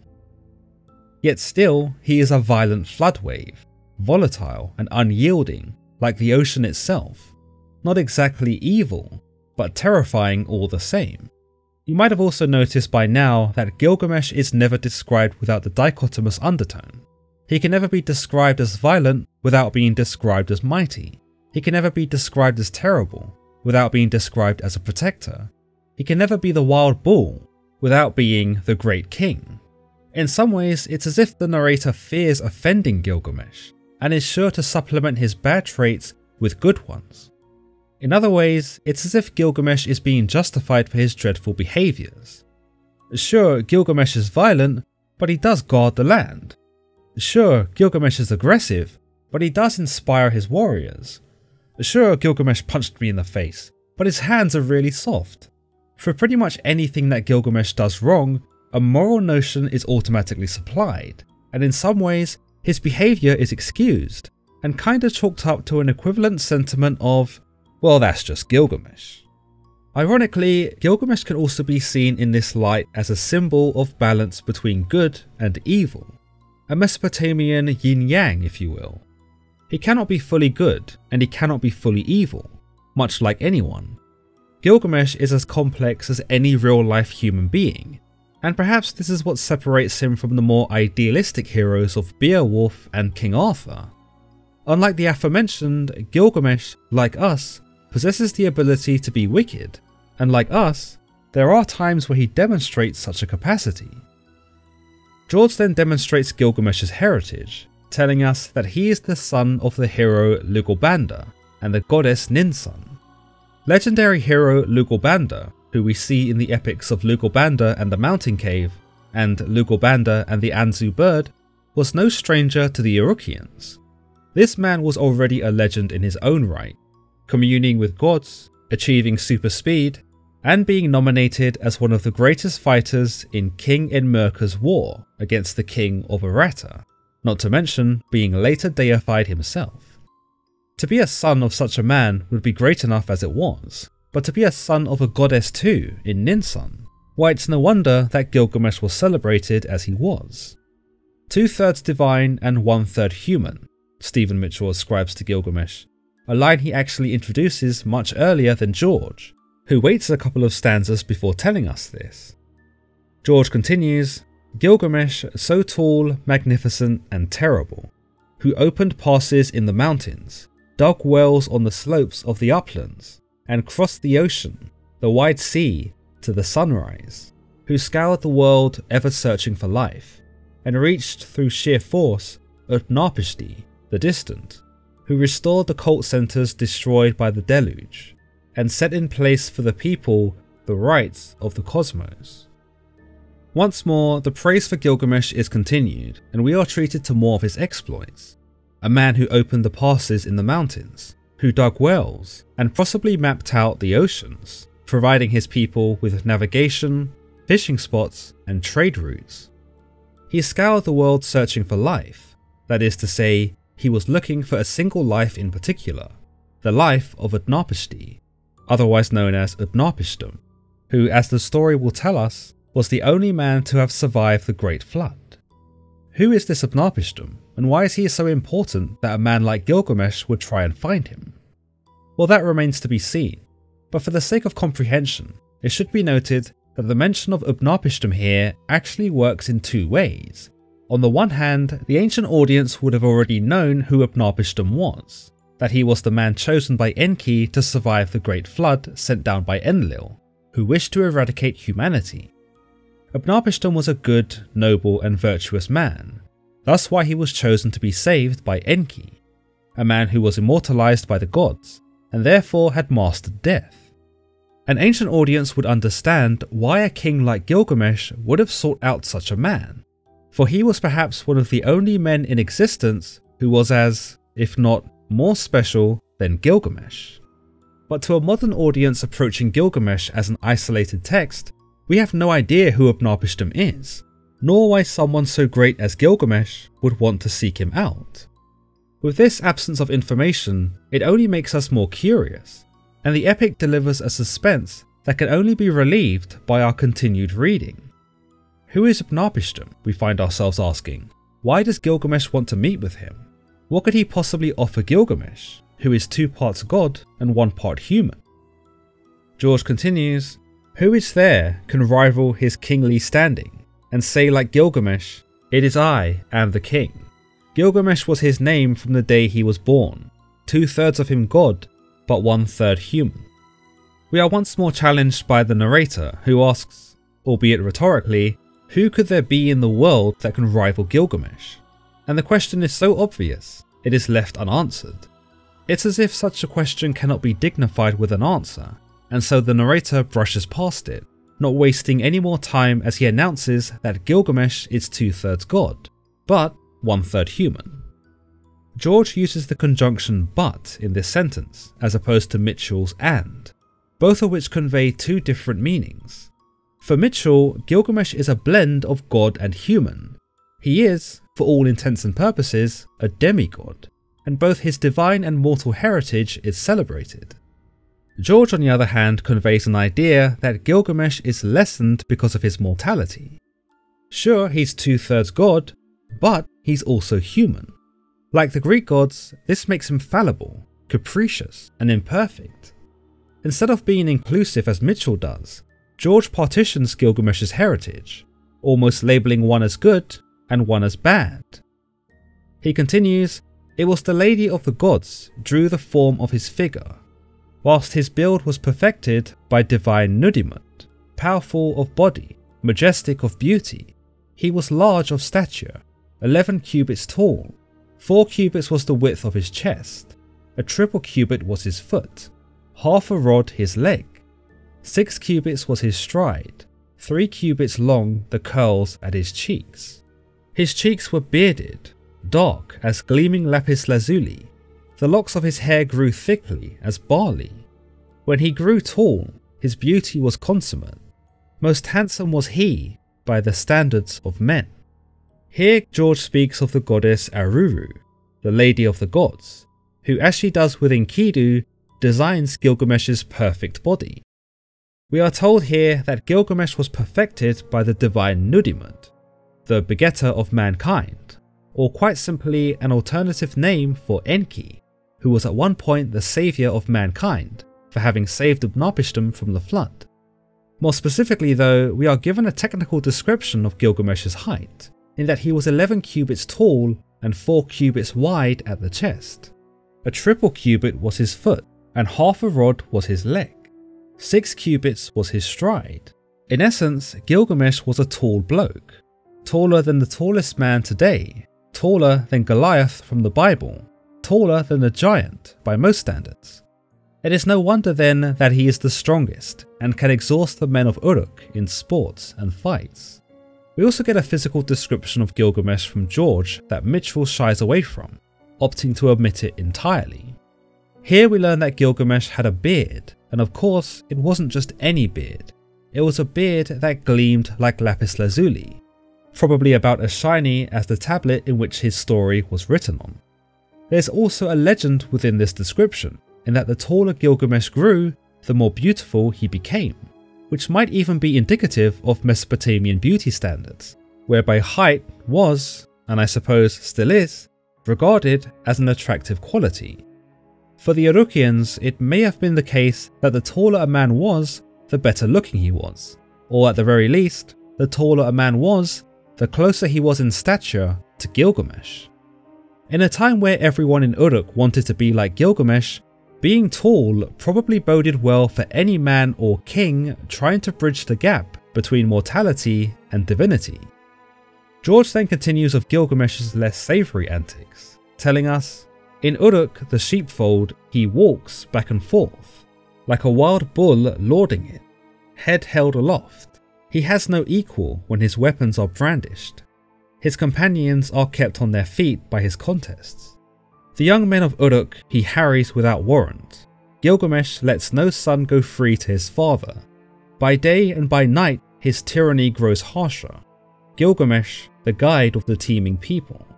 It is he who is shepherd of Uruk, the sheepfold. But Gilgamesh lets no daughter go free to her mother. He is their herdsman. They are the cows. Their complaint carried up to the furthest heaven. Powerful, preeminent, expert and mighty, Gilgamesh lets no girl go free to her bridegroom, the warrior's daughter, the young man's bride. To their complaint the goddess Ishtar paid heed." Not only are these Gilgamesh's less savoury antics, they are also a good indication of his daily habits and how the king of Uruk ruled over his people. He was protective over Uruk, going as far as to walk back and forth on the ramparts, but in doing so he was arrogant, with his head held aloft as if no one could touch him. Indeed, you might argue that his presence upon the ramparts would dissuade any would-be invaders, but to be so brazen about one's own strength is certainly an expression of pride that might do more to tempt fate than to actually discourage an attack. Once more he is compared to a wild bull, lording over his herd with deadly calm. no sane man would dare approach a wild bull patrolling its turf. And in the same vein, the narrator tells us that no sane man would dare approach Gilgamesh. His companions were kept on their feet by his contests, and we are led to believe that because of Gilgamesh's need to play games, his companions were often awake and vigilant. For them, this was a catch-22 situation, because if they dared to sleep and missed one of Gilgamesh's games, then they'd have likely been punished. However, if they were mad enough to actually play against Gilgamesh, then they'd be destroyed in the contest, and in the process, probably punished anyway by the thrashing he gave them. But it wasn't just his companions who needed to be ready for the unwinnable games of Gilgamesh. The everyday civilian of Uruk was also harried without warrant. That is to say, Gilgamesh would just pick on anyone and decide to play against them. Now these games, I should have mentioned, were not just your average game of snakes and ladders, no. They were brutal contests that involved wrestling, racing, fitness rallies, slaps, push-up contests, lifting duels, and who could punch someone in the face the hardest. Saying no to participating in these games was probably a death sentence in itself, but actually participating was also a death sentence. As George describes, Gilgamesh let no son go free to his father. With this, we are also told, as if it needed to be said, that Gilgamesh's tyranny grew worse with every passing night, and suddenly we find ourselves in a kingdom that is again quite the antithesis of what we were promised. The women, as you might imagine, were not safe either. George describes Gilgamesh as being the herdsman, and the women as the cows. That is to say, he owned them completely, and could do whatever he wanted with them. Where Gilgamesh exhausted the men through games of physical strength and endurance, he exhausted the women in more ambiguous ways. Indeed, George doesn't tell us exactly what Gilgamesh does with the women, and the narrator might have left this part deliberately blank so as to spare our opinion of Gilgamesh from slipping any further. It's also true that in saying nothing here of Gilgamesh's intentions with the women, that his motivations with them become even more insidious. Some debate is made to suggest that Gilgamesh takes the women against their will, something that his system certainly enables when it comes to women getting married, which we'll explore later. Our protagonist, who so far has been lauded as the greatest man who ever lived, is now suddenly a rapist, and it certainly becomes hard to reconcile him as a good man, much less a hero. In the blink of an eye, Gilgamesh goes from esteemed beautiful king, who though a little rough around the edges was still pretty amazing, to being something more loathsome and abominable. This is perhaps one of the only stanzas where the narrator does not supplement Gilgamesh's disagreeable side with something equally appealing, and it's almost as if Gilgamesh is ousted by the narrator. Despite being his king, he names and shames Gilgamesh, providing no justification nor reason for his behaviour, and suitably attributes him as a tyrant. There is no judgment of the women here, where we are told that their complaints are carried to the furthest heaven, and it would seem the narrator, as we do, sympathise with Gilgamesh's subjects. Though he is our protagonist, we start to look forward to his downfall, and the hard journey that is ahead of him. We want him to be humbled, as we naturally want all tyrants to be. Suddenly, we are much less anxious of the hardships that Gilgamesh faces, and are more anticipative of the eventuality. George continues to tell us that Gilgamesh is powerful, preeminent, expert and mighty, and whilst this seems like more praise in the face of his crimes, it's actually not. Instead, I believe that George only declares this sentiment to show us why Gilgamesh gets away with everything he does. His power might enable him to be this tyrannical miscreant, and because he is this powerful and mighty, no one can stop him from doing it. You'll notice that the narrator proceeds to tell us immediately after that Gilgamesh lets no girl go free to her bridegroom. And as this comes off the back of his previous statement, it makes sense why no one intervened to overthrow him, because no one could overthrow him. But we also see here that the Urukians' complaints do not go unheard. Though no mortal could ever think to overthrow Gilgamesh, the gods certainly could. It is the goddess Ishtar, to whum Gilgamesh had built the Yanna temple for, who pays heed to the desperation of the people, and it would appear that it is Ishtar who brings this concern to a greater council of gods. Now in retrospect, it might be said that this is why Gilgamesh built the Temple of Eanna, not because the people wanted it, as previously suggested, but instead to almost bribe the goddess to turn a blind eye to his antics. Whether or not Ishtar was complicit in this arrangement, or if there ever was an arrangement, is unclear, but she nonetheless turns out to be the unlikely hero in this endeavour, given that she is normally seen to be just as volatile as Gilgamesh. Her decision to heed the cries of the people of Uruk may also be why Gilgamesh is so abrupt and insulting when Ishtar propositions him later in the story.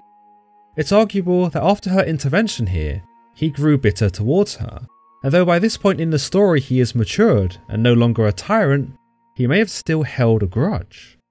When speaking of the ambiguousness in George's translation in regards to Gilgamesh's intentions with the woman of Uruk, Mitchell is far more vivid, and I prefer his unapologetic and unfiltered account of Gilgamesh here, as he tells us, "The city is in his possession.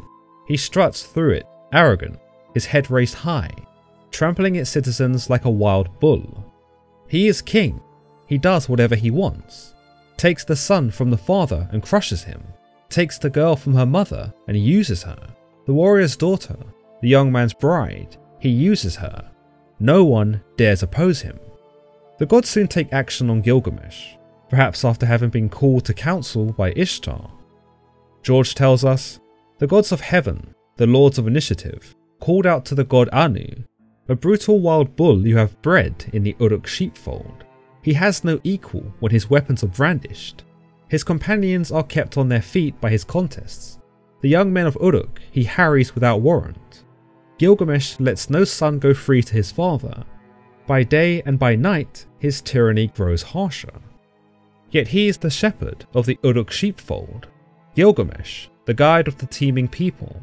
He is their herdsman, and they are the cows.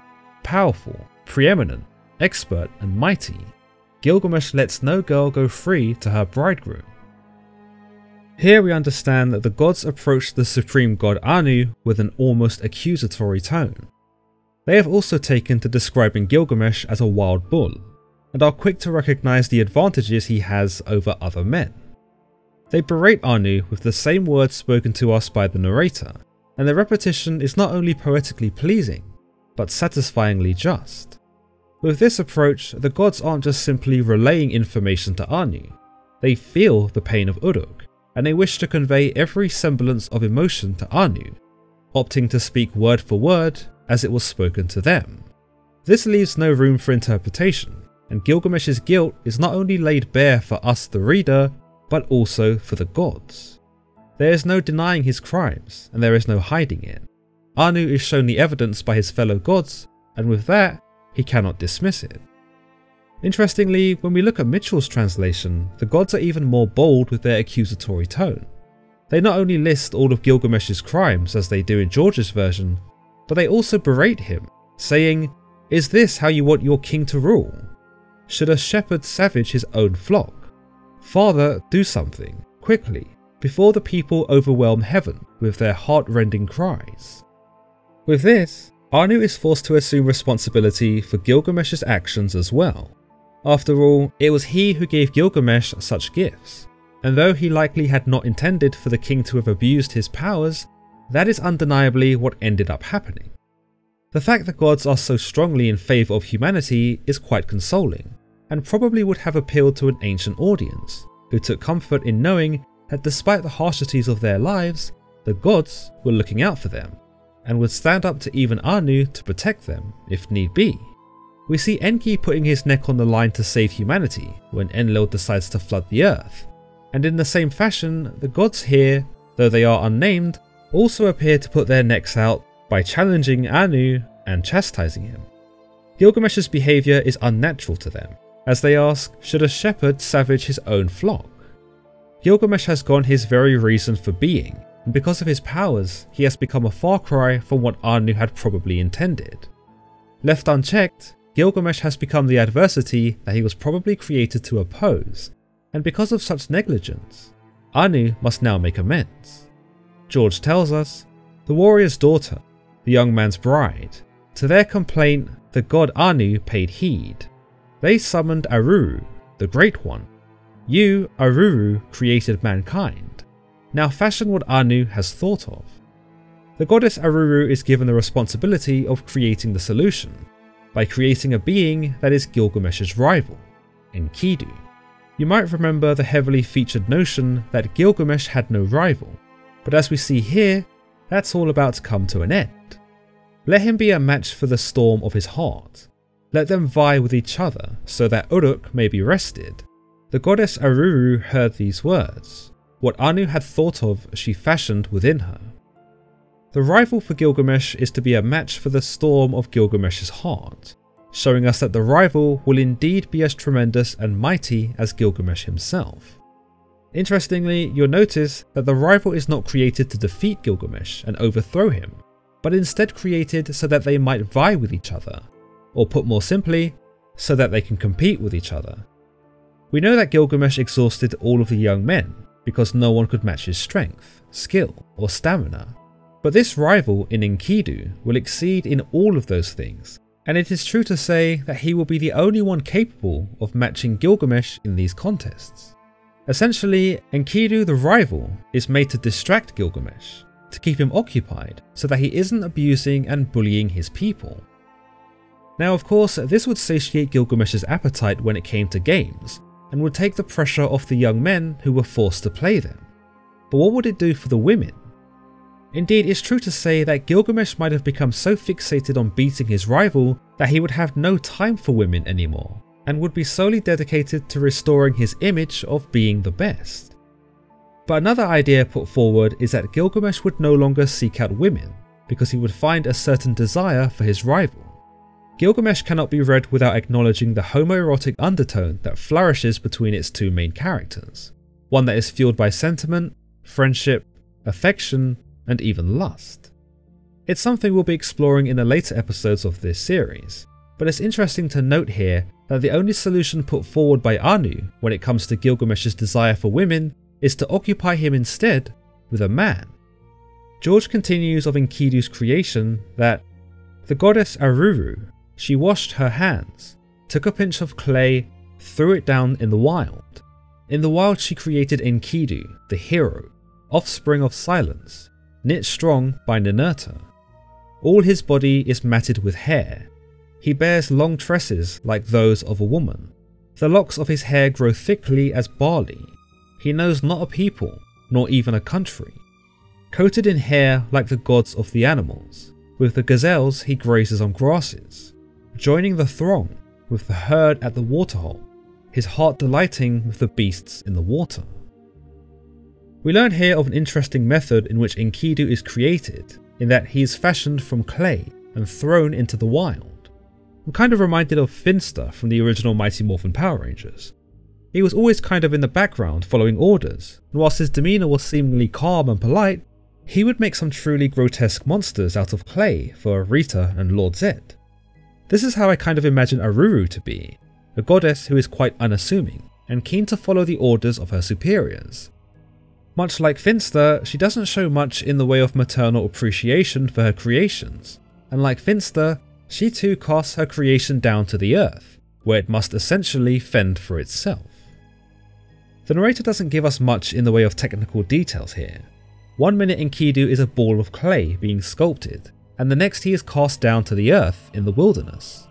There is no incorporation of a soul, no fertilization of the body, no notable detail that defines the transition from clay to man. One moment Enkidu is clay, the next he is flesh. Yet there is an inconsistency in George's translation here, for he tells us that in the wild she created Enkidu, and that he was knit strong by Ninurta. With this, it might be said that after having cast his clay form to the earth, she then sculpted him in the wild. Ninurta, the god of war, was also present for this sculpting, and probably had input on how to fashion Enkidu's body, so that it was optimized for confrontation. Furthermore, another interesting note here is that George refers to Enkidu as the hero, which may imply not only the narrator's recognition of Enkidu's good character when in comparison to Gilgamesh, but also the favour of the gods, which has now shifted to Enkidu. It's almost as if the narrator is subtly telling us that this is the hero now, though his lack of conviction leads us to believe that whilst he wants to believe that, he's either still loyal to Gilgamesh or doesn't truly believe that anyone, not even Enkidu, who though was also made from the gods, can defeat him. We then get a physical description of Enkidu, his body all matted with hair, the hair on his head bearing long tresses like those of a woman, the locks of his hair thick like barley, knowing not a people nor even a country. The most interesting fact here is that despite being constructed by the gods, and even having had the god of war consulted when designing his body, the narrator doesn't speak of Enkidu's physicalities. He isn't struck with awe over Enkidu's biceps, his chests, his legs, or even his height, as he is with Gilgamesh, but instead spends 3 lines describing Enkidu's hair. This may have been to convey that Enkidu was a hairy man, and that it was befitting of him because, as we gather quite quickly, Enkidu is not quite a man. He is more beast, grazing with the gazelles, joining them at the waterhole, and delighting with them in the water. His hairy appearance connotes the beastly lifestyle that he leads, and with such thick hair, you might even say fur, he is zoomorphized to delineate his difference to the regular civilized man. To further reinforce this point, the poet provides us with an exclamation point, in that Enkidu knows no man and he knows no country. But the focus on Enkidu's hair may also have a more homoerotic insinuation, when we consider that this man was created to ultimately distract and challenge Gilgamesh. It isn't so much so that hair is sexualized here, but when we consider that George compares Enkidu's hair to a woman's, it does raise some eyebrows as to why. Sure, it may be the case that Enkidu's hair was so long that it looked like a woman's, but it's not such a stretch to suggest that Enkidu was made with a womanly attribute to curry the favour of Gilgamesh's interest. We are never told of Gilgamesh's sexual interests, but in a culture where homosexuality was not met with the same stigmas as the Western world, it's not unlikely that Gilgamesh enjoyed women and men. With Enkidu boasting the chiselled physique courtesy of Ninurta, but also maintaining hair that was styled in long tresses and thick like barley, it's possible the gods were creating someone that Gilgamesh would not only be able to physically test himself against, but someone he would also find attractive. Mitchell's translation supplies some of the answers to the questions we have, showing us that Aruru did knead and shape the clay that was Enkidu on Earth. This version isn't as dispassionate as the version conveyed to us by George, for here we see Aruru join her creation in the wilderness. She didn't just cast him down after creating him, leaving him to his vices, but instead kneaded and shaped Enkidu until he was as she desired. To suggest that she needed him also provides the connotation that she was thorough with her design. She was nurturing with the clay, and she put actual effort into bringing him to life. No longer is she the distant and obscure parental figure that is more akin to a scientist in the lab, but instead something more stimulating and motherly. Once more, I do prefer Mitchell's approach, bravely diverting from all the Gilgamesh worship and choosing to celebrate Enkidu. When Aruru heard this, she closed her eyes, and what Anu had commanded she formed in her mind. She moistened her hands, she pinched off some clay, she threw it into the wilderness, kneaded it, shaped it to her idea, and fashioned a man, a warrior, a hero, Enkidu the brave, as powerful and fierce as the war god Ninurta. When we consider the narrator from George's perspective, he is quite shy to speak of Enkidu. Perhaps he is afraid that if he speaks too fondly of Enkidu, Gilgamesh will punish him. Perhaps George's narrator isn't a fan of Enkidu, and though he acknowledges Gilgamesh's tyranny, he cannot bring himself to go against his king. Praising his rival would be disrespectful, and so, with this in mind, he is stoic when he describes Enkidu, commenting on him as liberally as he can. But when we consider Mitchell's narrator, he is far more complimentary. Enkidu is brave, he is powerful, he is as fierce as war god Ninurta. The narrator cannot contain his excitement, and the buzz that was once solely exclusive to Gilgamesh is now shared between the two characters, perhaps just as the gods had intended. Enkidu is a man, he is a warrior, he is a hero, despite not having actually done anything yet, and it's arguable that when the gods intended for Enkidu to challenge Gilgamesh, they meant for it to start immediately. This is why I prefer Mitchell's interpretation here, for it shows the sudden change in the world's perspective. Gilgamesh isn't top dog anymore. The narrator knows it, we know it, and pretty soon, Uruk will know it. At least, that's what we're being led to believe. George moves us on to the next sequence of the story, where we see a trapper inserted. Though seemingly a character with minimal input and reputation, and often forgotten about in favour of the more deliciously vibrant characters, the trapper is actually integral to the story, and is the first character to really get the ball rolling, as we anticipate the inevitable confrontation between Enkidu and Gilgamesh. A hunter, a trapper man, did come upon him by the waterhole. One day, a second, and then a third, he came upon him by the waterhole.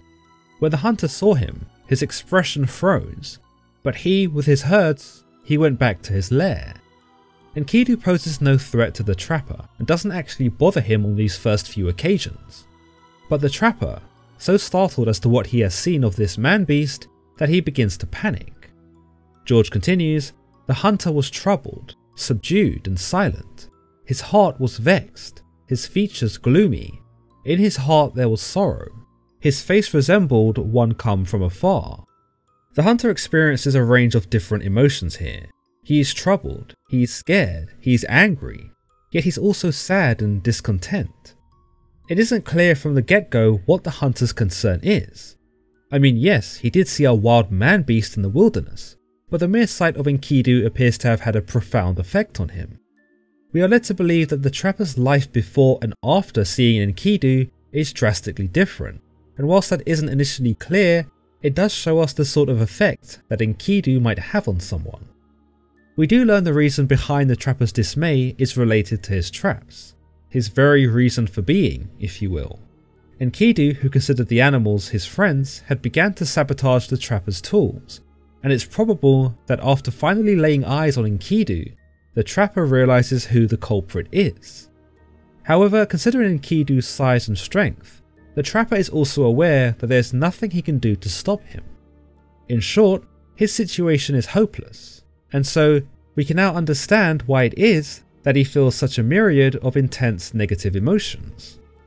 George continues that the hunter opened his mouth to speak, saying to his father, "My father, there was a man came by the waterhole, mightiest in the land, strength he possesses, his strength is as mighty as a rock from the sky. Over the hills he roams all day, always with the herd, he grazes on grasses, ever his tracks are found by the waterhole. I am afraid, and I dare not approach him. He filled in the pits that I myself dug, he pulled up the snares that I laid, he set free from my grasp all the beasts of the field. He stops me doing the work of the wild." One might argue that Enkidu is already established as a hero, given his acts to save wildlife from the trapper. Despite being a skilled hunter, the man can do nothing to oppose Enkidu, who he determines to be the mightiest in the land. It does become apparent that the trapper has somehow never heard of Gilgamesh, which would explain why he is so quick to label Enkidu as the strongest. But still, this is quite telling of Enkidu's size and strength. We know the trapper encountered Gilgamesh over a period of 3 days, suggesting that there was some degree of morbid fascination with him. Perhaps he wished to confirm what he saw, and so continued to track down Enkidu to satiate a certain curiosity. On the other hand, his continued meetings with Enkidu may simply have been due to the fact that Enkidu was sabotaging his traps. Naturally, their paths would have crossed at some point, and perhaps Enkidu's emergence was more deliberate than we're led to believe, whereby he wished to warn the trapper to leave the animals alone. Another interesting thing to note is that the trapper describes Enlil as being so strong that he's like a mighty rock that had fallen from the sky. Ironically, this isn't at all unlike how he came into existence, cast down by Aruru in the form of clay and later sculpted into what he was. In any case, the trapper falls into such despair and desperation that he ends up turning to his father for advice. His livelihood now hanging in the balance, he wishes to find a solution to Enkidu's vandalism. one that rids the man-beast from the wilderness and enables him to resume his work.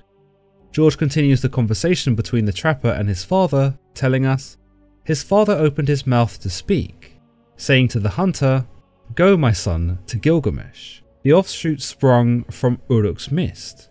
Make your way into his presence. His strength is as mighty as a rock from the sky.'" Again, it is interesting that the trapper doesn't appear to know who Gilgamesh is, or at least doesn't think to bring his problem to the king.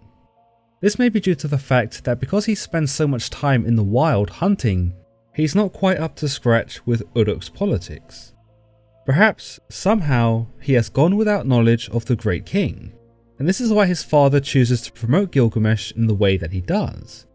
Either that, or his father is so proud of Gilgamesh that he can't help himself by commenting on his strength. He instructs his son, "Take the road, set your face toward Uruk. Do not rely on the strength of a man. Go, my son, and fetch Shamhat, the harlot. Her allure is a match for even the mighty." Don't trust your own strength is what the father essentially tells his son. Or, don't trust the strength of a man to deal with Enkidu. The father is evidently struck by his son's description of Enkidu, for though he hasn't seen him himself, he already concludes that this is a job only Gilgamesh is fit for.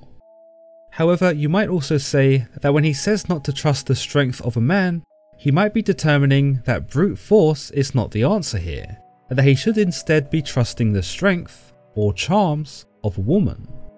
You'll notice he instructs his son to fetch a harlot named Shamhat, whose allure is a match for any man. You may have noticed that in my retelling, I excluded this part and kept the father ignorant of such a strategy. This was to avoid repetition that is demonstrated in George's translation, for when the trapper does arrive at Uruk, Gilgamesh seems to have the exact same idea as the father.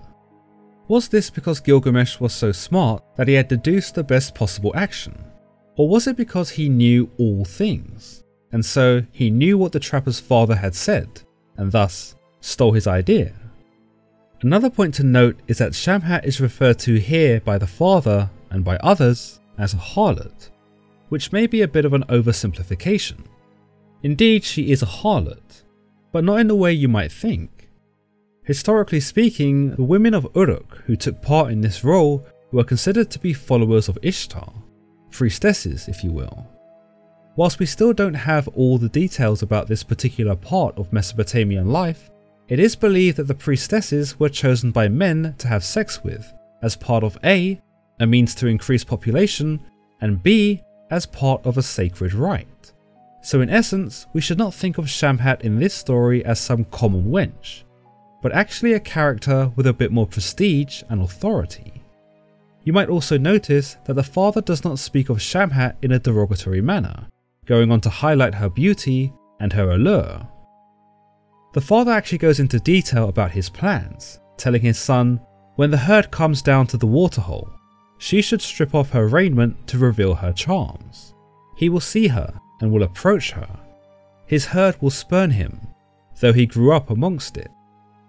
Evidently, the father has put a lot of thought into this. He doesn't know that much about Enkidu, but he knows that if he is even part of a man, he will fall for Shamhat. He's also under the impression that Shamhat can tame the wild man, that she is so incredibly irresistible that she will appeal to his innate desires and overcome him. In fact, he is so confident that he predicts Enkidu's actions down to the T. He will see her, he will approach her, and he will choose her over his own herd, even though he had known them longer. How does the father know all of this? We are not told. Perhaps the trapper's father is just simply a very wise man, or maybe he had seen something similar before, maybe in himself even. Perhaps there's a more metaphorical undertone to all of this that provides us with the notion that all men succumb to sexual desire, even those in the wild who have no concept of civilization and/or relationships. At the end of the day, the father recognizes that we are animals too. Civilized, yes, but still mammals nonetheless. We crave sex in a similar way we might crave food, so it makes sense that he is so quick to identify Enkidu's weakness, for it is a weakness that he and every other man shares. Is it a shot in the dark? Maybe so, but we cannot deny the effectiveness of the plan, given that Enkidu falls for it hook, line and sinker. The son makes his way to Gilgamesh and relays to Gilgamesh what he had told his father, almost word for word. Gilgamesh, who doesn't seem in the least bit surprised to see the trapper, much less hear of his problem, doesn't hesitate in recommending the father's plan. Of course, he doesn't recognise it as the father's plan, as he relays back a verbatim account to the trapper. It's likely a poetic technique that we see used quite frequently in Gilgamesh, whereby conversations between characters repeat themselves word for word, or that various descriptions are reused over and over again. In this instance, one might say it is done to reflect the omnipotence of Gilgamesh, and to reinforce the idea that he really did know everything. He knew of the conversation that had taken place between the trapper and his father, which is why he repeats the father's plan word for word, albeit declaring it as his own. He knows of the problems the trapper is having, which is why he does not give a reaction in the text, and furthermore, he knows of Enkidu, as we later learn, for he had already had dreams of him. Said Gilgamesh to him, to the hunter, "Go hunter, take with you Shamhat the harlot. When the herd comes down from the waterhole, she should strip off her raiment to reveal her charms. He will see her and will approach her. His herd will spurn him, though he grew up among it." According to George's translation, Shamhat does not speak in the presence of Gilgamesh or the trapper. We are led to believe that she obediently accepts the task that is laid before her by Gilgamesh, and when she is travelling with the trapper, the two do not share in conversation. There is a mystery about Shamhat in her silence here. Is she nervous about her encounter? Does she resent that she's made to do this? Is her silence born out of anxiety, or subservience, or hostility? Perhaps a combination of all three. George tells us that Shamhat and the trapper wait for 2 days at the waterhole before the herd and Enkidu show up to drink from it. Are we to believe that they sat in silence? Are we to believe that neither character expressed anything beside a willingness to complete their objective?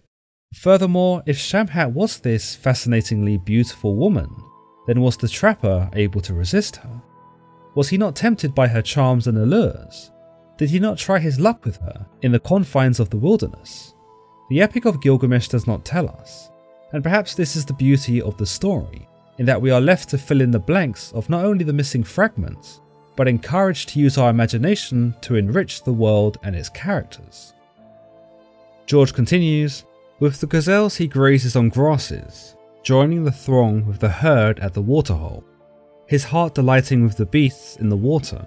Then Shamhat saw him, the child of nature, the savage man from the midst of the wild." When Enkidu does emerge, we are treated to a snapshot of what life is like for Enkidu. We know he lives in the wild, and we know he lives amongst the animals, but now we know he delights with the beasts in the water. Like a child, he splashes about amongst them, and there is no fear or reproach shown by the animals. They seem just as equally content to be with him as he is with them. Enkidu bridges the gap between man and animal. He is what we might have been had we not created civilization with rules and laws and moral obligation. Indeed, Enkidu is the true definition of being free. He is a part of us that we have lost so many millennia ago, a part of us we are unlikely to ever recover again. By George's account, Shamhat appears to be struck by Gilgamesh. We are told that she sees him at the end of this stanza, and it is through her eyes that we are told he is a child of nature, a savage man from the midst of the wild. But what is she feeling here? Is she touched by the childlike innocence of Enkidu, viewing him like a precious pet that ought to be cradled? Or is she viewing him as this savage man, this raw and visceral being who invokes in her a sense of animal passion? Stephen Mitchell's translation seems to think so, as he tells us, "They looked in amazement. The man was huge and beautiful. Deep in Shamhat's loins, desire stirred. Her breath quickened as she stared at this primordial being." With this take, suddenly Shamhat is not considering her task as a duty, but instead as a curious pleasure. As a priestess of Inanna, it was likely considered an honour to perform a sexual act, even if the man she was required to perform with was not her fancy. But here, Shamhat is pleasantly surprised that she wants to lie with Enkidu. She wants to be with this wild, beastly man, because arguably, she has not experienced such a man before. Enkidu is an anomaly. He's unpredictable. Perhaps he is dangerous, ravenous even. All these thoughts combined with the beauty of Enkidu invoke a thrill in Shamhat that she has not known before. Indeed, Enkidu is a risk, but he's also exciting. The trapper then commands Shamhat to approach Enkidu, as if he really needed to. He is quite explicit with his declaration too, telling her to take off her clothes, reveal herself, and to treat him to the work of a woman. In George's translation, Shamhat is silent and wordlessly steps away from the trapper whilst allowing her clothes to slip off of her. There is no fear present in George's translation, no apprehension, no hesitation, no real sign that Shamhat experiences cold feet. Either she is a professional at what she does, which isn't in doubt, or she wants this to happen.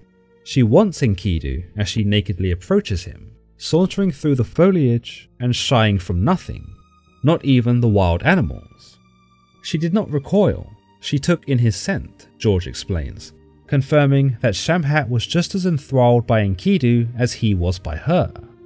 It's almost ironic that a woman who had been sent to soften Enkidu using her charms and her beauty would bite off more than she could chew, for within a matter of moments, it is her who is just as hypnotized by him as he is by her.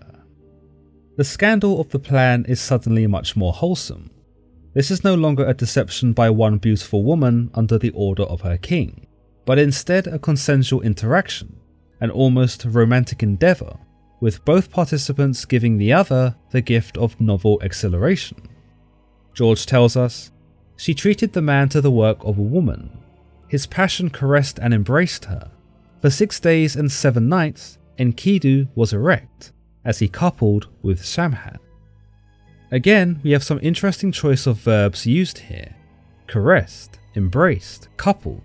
Those that lead me to believe that this was not some brutish, appetitive act of sex, which is interesting, considering the animal nature of Enkidu.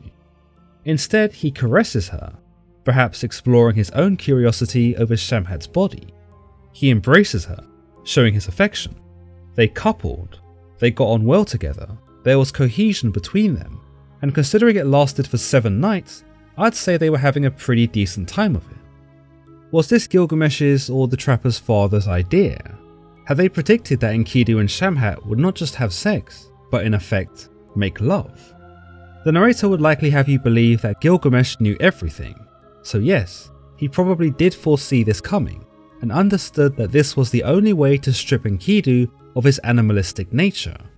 But this was still likely a surprise to Shamhat, who after completing her task of sleeping with Enkidu, decides to remain with him in the wilderness, to consummate again and again. What does the trapper do during this time? Did he get bored of seeing them go at it and decide to leave? Or did he enjoy the show from the confines of the foliage? Did he get grossed out at the sight of this hairy beast man mounting Shamhat? Or did he assume Enkidu was now occupied, and so return to his hunting? Again, we are not privy to that information, and the trapper simply fades out of the epic as if he had never existed in the first place. Mitchell's translation is much more graphic, and in order to not trigger YouTube, I'll refrain from quoting him directly. Instead, we can fast forward to the events after the 7th night of lovemaking, where Enkidu stands up and realizes he is now something else entirely. Mitchell tells us, at last he stood up and walked towards the waterhole to rejoin his animals, but the gazelle saw him and scattered. The antelope and the deer bounded away. He tried to catch up, but his body was exhausted, his life force was spent, his knees trembled, he could no longer run like an animal as he had before. He turned back to Shamhat, and as he walked, he knew that his mind had somehow grown larger. He knew things now that an animal can't know. After the sexual acts, Enkidu stands up to a sobering reality. The animals, the gazelles, those he had known for his entire life as friends or even family, now shun him. They scattered at the sight of him, and though he tries to chase after them, he no longer possesses his animal-like agility. His life force is spent, He is exhausted, and like any man, he is stumped by his physical limitations. Yet his mind was sharper now. He could perceive the world around him with a new appreciation. He could appreciate the beautiful Shamhat in a way he could not do so before, and now he knew things. He was smarter, wiser, conscious. Mitchell aims to supplement Enkidu's loss with what he has gained. Sure, he's lost his connection to the animals, and he's lost his animalistic speed and strength, but in that sacrifice, he's gained the mind and wit of man. He is one of us now, whether he likes it or not, and though he may feel sorrow for what he has lost, there is also anticipation in what he has gained. Some may draw comparisons from Enkidu's sudden propulsion into manhood to the downfall of Adam and Eve, where they are suddenly aware of their nakedness. Like Enkidu, Adam and Eve also fell for temptation, but in the form of the forbidden fruit, and after they have eaten from the tree of knowledge of good and evil, their eyes are open to the concept of morality. Enkidu's eyes in a similar vein are also opened, though it's arguable that Enkidu gained much more as a result of his transition from one state to the next. But indeed, both sets of characters do lose something. Enkidu loses his family, he loses his home, he loses a sense of his being.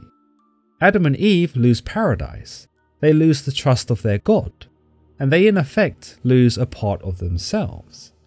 Both sets of characters are stripped of the comforts of naivety, and suddenly they are thrust into the real world, a world that is cold, cruel, and unforgiving. George tells us, Enkidu had defiled his body so pure. His legs stood still, though his herd was in motion. Enkidu was weakened, could not run as before, but now he had reason and wide understanding. George views the sexual encounter with Shamhat as a defilement.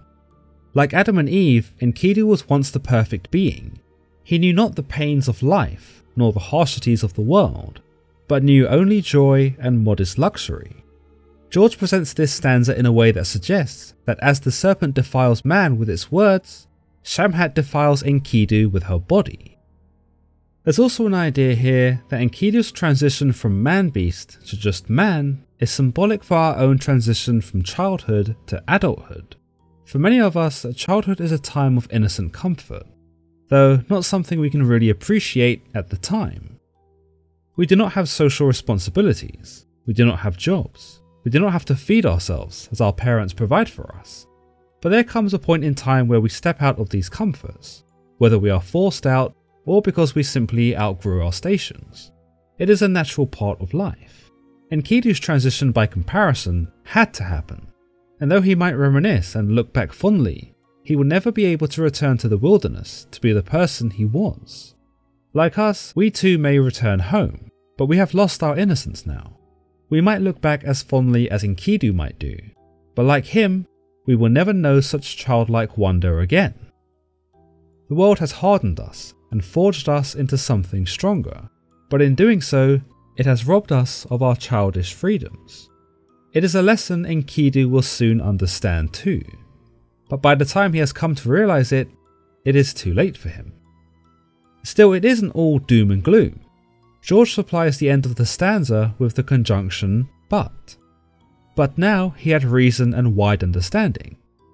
Yes, it sucked that Enkidu lost his family of animals and lost the ability to run freely with them, but now he had rational thought, he had worldly understanding, he could enjoy the greater highs of life with vivid appreciation. The wilderness he may have lost, but there was a whole world open to him now, a world full of wonder and joy and happiness, a world to be lived and thrived in. Why, he had been given one of the greatest gifts the world, or Shamhat, could have given him, the chance to be human. Enkidu then returns to Shamhat after having inadvertently chased away his animal companions. Indeed, he has gained much from his recent encounter with her, but he is still lost. He is human now, but he is directionless. He is one of us, but he lacks purpose. So it is all he can do when he sits at the feet of the harlot, observing her features, watching her every move with greedy fascination. This is the first time that Shamhat speaks in George and Mitchell's translations, and to Enkidu's surprise, He can understand the words that are coming out of her mouth. You are handsome, Enkidu. You are just like a god. Why with the beasts do you wander the wild? Come, I will lead you to Uruk the sheepfold, to the sacred temple, home of Anu and Ishtar, where Gilgamesh is perfect in strength, like a wild bull lording it over menfolk. She spoke to him and her word found favour. He knew by instinct he should seek a friend.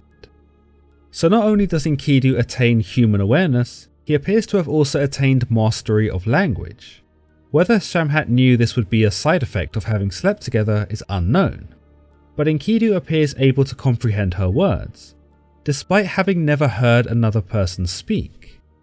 You are like a god, she tells him, perhaps a simile she had once only reserved for Gilgamesh, for who else could be like a god but the king himself? She is so amazed by Enkidu's being that she cannot understand why he roams with the beasts. Evidently, she is ignorant as to his creation. She does not know that he was crafted from clay by Aruru and cast into the wilderness to live amongst the wild.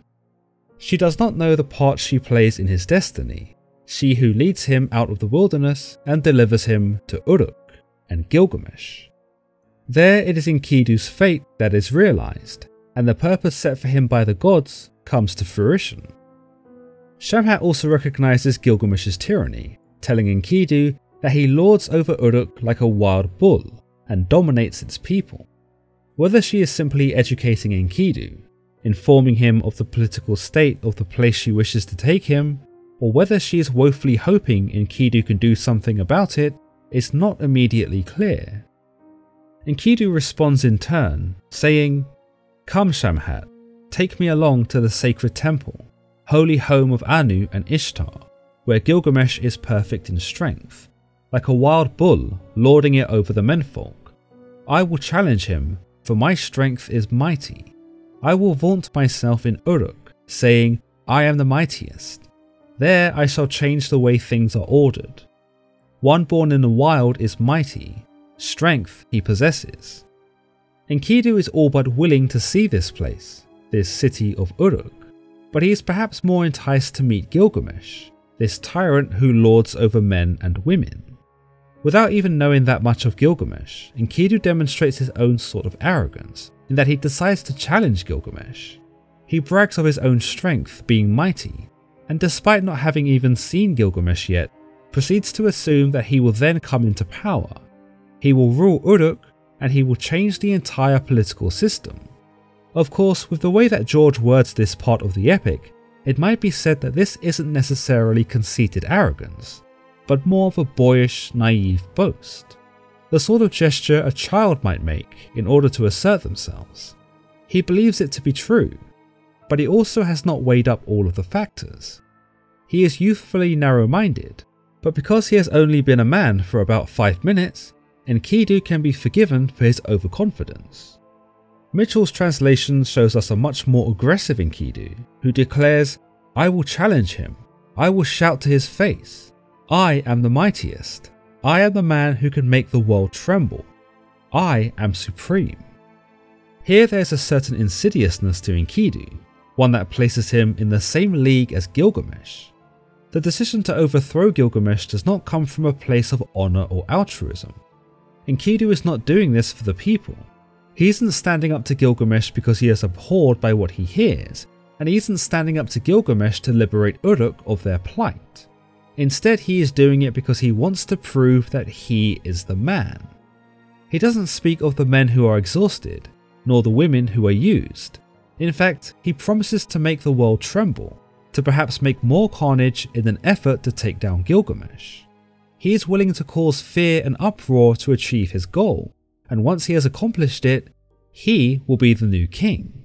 Whether that's a good thing or a bad thing, we are left to ponder. Shamhat makes an effort to distract Enkidu from his vengeful thoughts. She tells him of Uruk, where young men are girt with waistbands, where every day there is a festival and music floods the streets.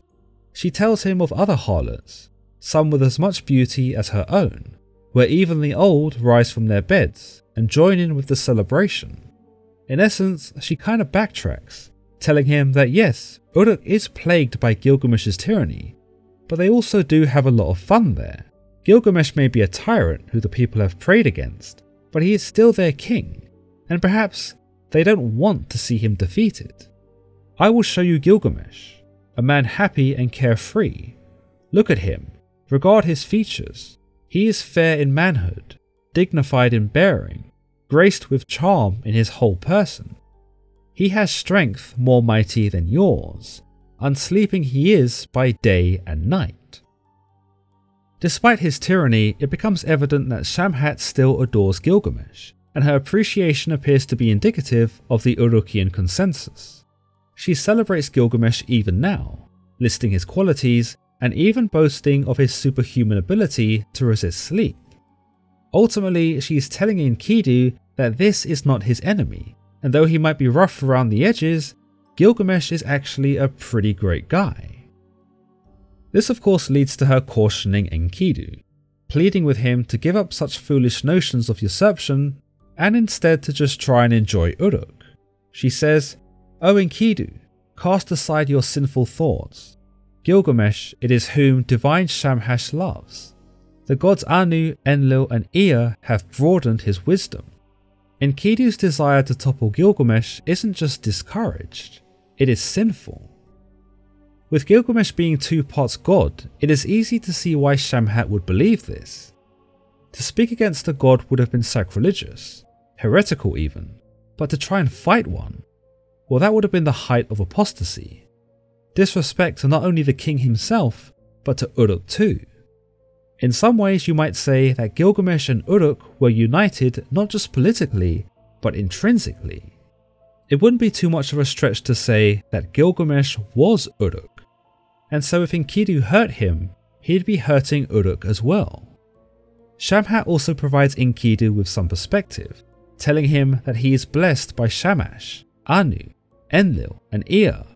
Pretty much all the principal deities have given him his powers, and so it is fruitless to try and fight him anyway. Indeed, you might say that Shamhat is actually protecting Enkidu, discouraging him from battling Gilgamesh and getting himself hurt, or worse yet, killed.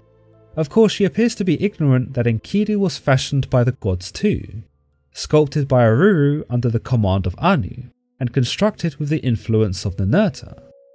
But that's not enough for Shamhat. She wants to make sure that Enkidu understands the gravity of his situation. She wants him to realize that he cannot defeat Gilgamesh, and that to attempt to would be foolish, because as we've already established, Gilgamesh knows everything. George provides the following translation.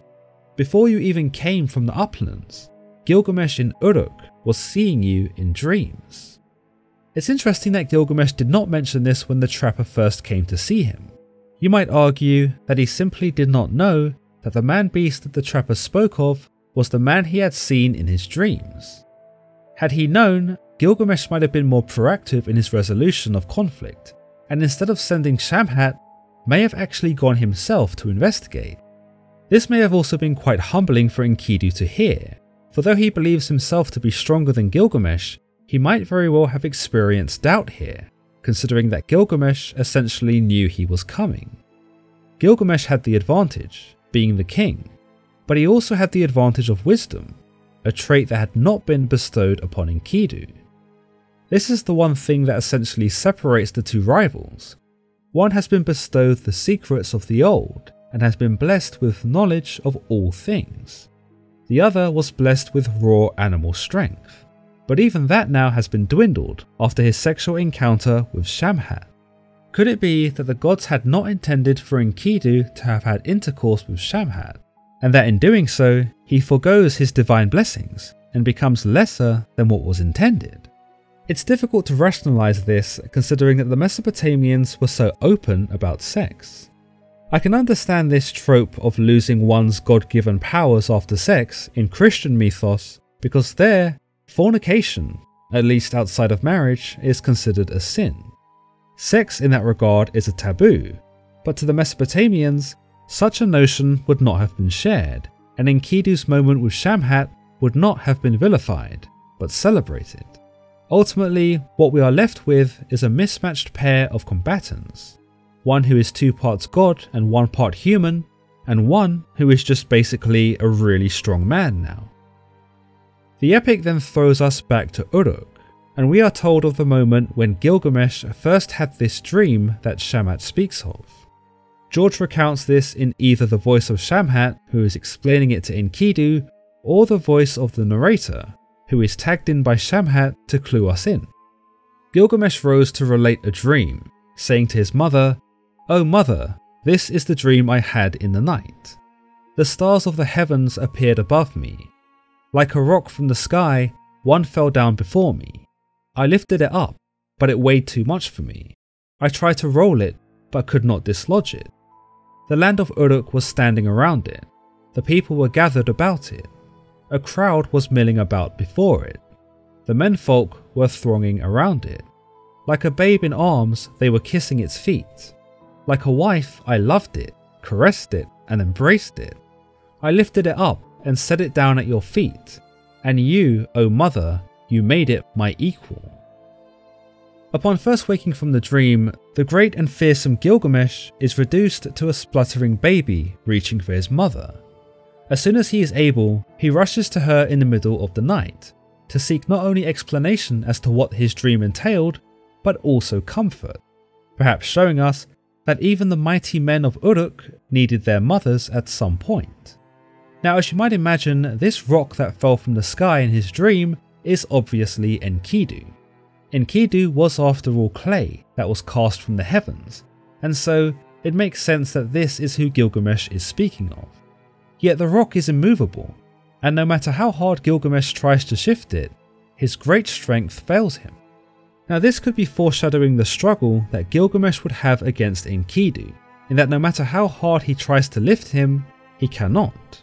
He cannot budge Enkidu, he cannot shake him, and he cannot overcome him.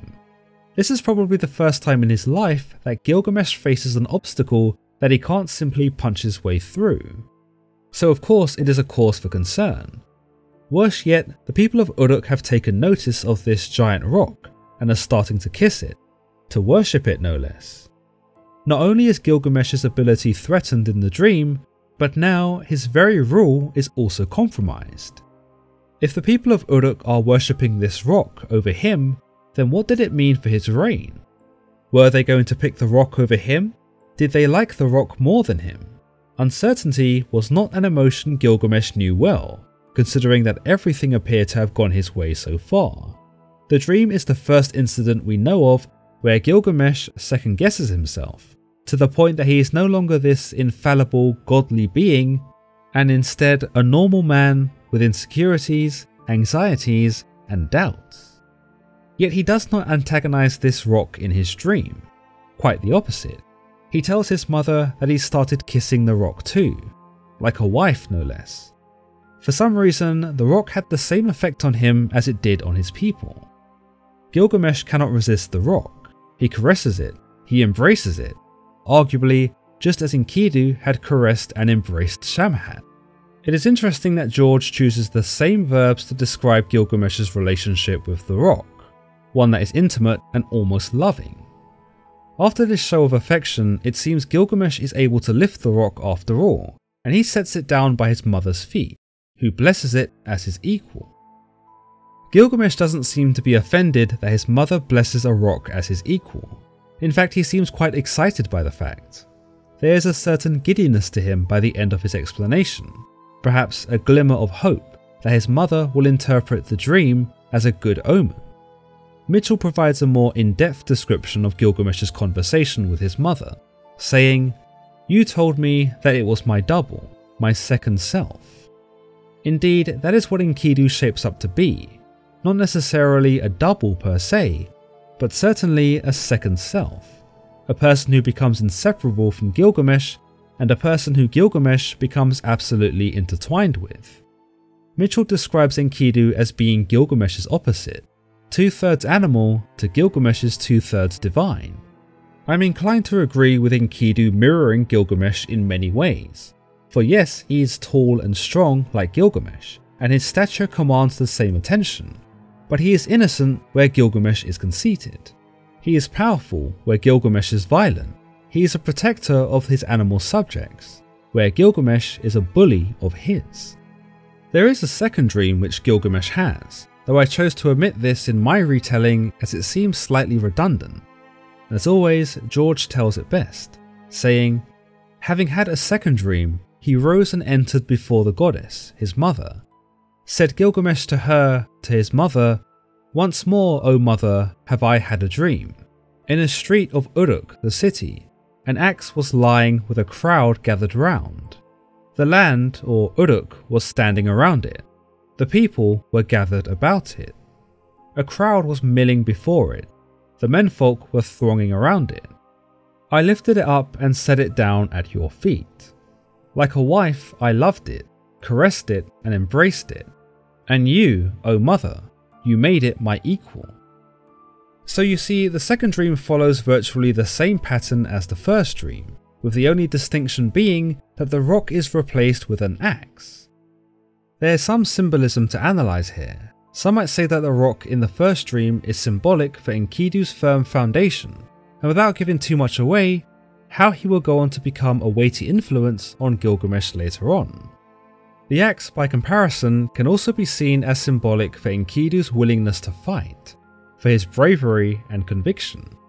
Despite not being as wise as Gilgamesh, Enkidu is still sharp in the ways of the wild, and to be represented as an axe, perhaps the blade in particular, is demonstrative of that. Another interesting idea is that Enkidu being represented as an axe actually foreshadows a later event where Gilgamesh faces the demon Humbaba. Could it be that Enkidu is being represented as an axe because he later becomes the voice of conflict and comes to force Gilgamesh's hand at a pivotal moment? We'll talk about that in a later episode. Now, Gilgamesh's mother, who we know was the goddess Ninsun, was clever and wise. George tells us that she was well versed in everything, and so it's plausible that this is where Gilgamesh received his wisdom. She tells him that, "My son, the axe you saw is a friend. Like a wife, you'll love him, caress him, and embrace him. And I, Ninsun, I shall make him your equal. A mighty comrade will come to you, and be his friend's saviour. Mightiest in the land, strength he possesses. His strength is as mighty as a rock from the sky." Like myself, Mitchell also chose to omit the axe from his translation, and instead ended up merging Ninsun's explanation of the dream with that of the rock. But here, George provides us with Ninsun's unaltered response, and she seems to focus her attention on the axe instead.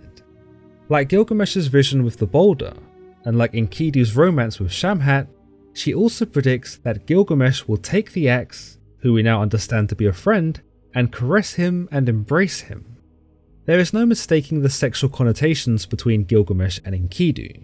Gilgamesh will receive Enkidu with open arms, and he will not only treat him as a friend, but as a lover too. Though we never actually see these two performing any kind of sexual act together, everyone else seems to think that there is something brewing between these two giant men. Gilgamesh himself has already consented to the idea, describing the boulder and the axe as his wife, and when his mother confirms this, he only seems excited by the notion. Historically speaking, as already discussed, homosexuality in the Mesopotamian era was believed to have been no big deal, and to the Urukians, no one would have batted an eye to Gilgamesh and Enkidu being lovers. But to us, a Western audience some 1,000 years later, we can be pleasantly surprised that the union between man and man is met not with vilification, but also not with celebration either. Homosexuality is just simply normalized here. There is no stigma, there is no backlash, and like sex, nobody considers it a taboo. But wait, isn't Enkidu supposed to be coming to serve up Gilgamesh on a plate to the Urukians? Wasn't this the tale we've been led to believe is taking place? The rise of an underdog who lived in the wilderness, setting his sights on the tyrant king and dethroning him. Well, that's just one of the many ways the Epic of Gilgamesh pulls a fast one on us. For it would seem that whilst Enkidu is set to come here and beat the living daylights out of Gilgamesh, Gilgamesh is set to welcome the newcomer as a friend, a brother, and even a lover. Beyond this, Ninsun even decrees that the newcomer will not be some fickle acquaintance, or some random person for whom to distract himself with, but instead a saviour. Gilgamesh is thus all the more eager to meet this man, and considering he was likely bored of besting everyone else in contests, he was then animated at the prospect of meeting someone who was a challenge, a man who Ninsun tells him is the mightiest in the land. We see his animation here in George's translation, where it is told to us, "Said Gilgamesh to her, to his mother, 'May it befall me, O mother, by Counsellor Enlil's command. Let me find a friend to counsel me. A friend to counsel me I will acquire.'" Ninsun and Shamhat's words to either man do reflect each other, for where Shamhat tells Enkidu that Gilgamesh is the strongest in the land, Ninsun tells Gilgamesh that Enkidu is the strongest in the land. Which one is right? Well, that remains to be seen, but it is interesting to see that both women are subconsciously preparing each man for an encounter that will either be the beginning of a beautiful friendship or maybe a terrible fight. Once the dream of Gilgamesh has been recounted to us, either by the narrator or by Shamhat to Enkidu, Enkidu digests the information and considers it carefully. Then he sleeps with Shamhat once more as the tablet comes to a close, and if we were watching a movie, we could expect the screen to fade to black as we allow Enkidu and Shamhat their privacy. This is only the very first tablet of the story, and I believe I've droned on enough about Gilgamesh for one day. So allow me to step to one side and allow you to digest the story so far. As always, if you've enjoyed today's episode, then don't forget to give this video a thumbs up and don't forget to subscribe for more content just like this. Until next time.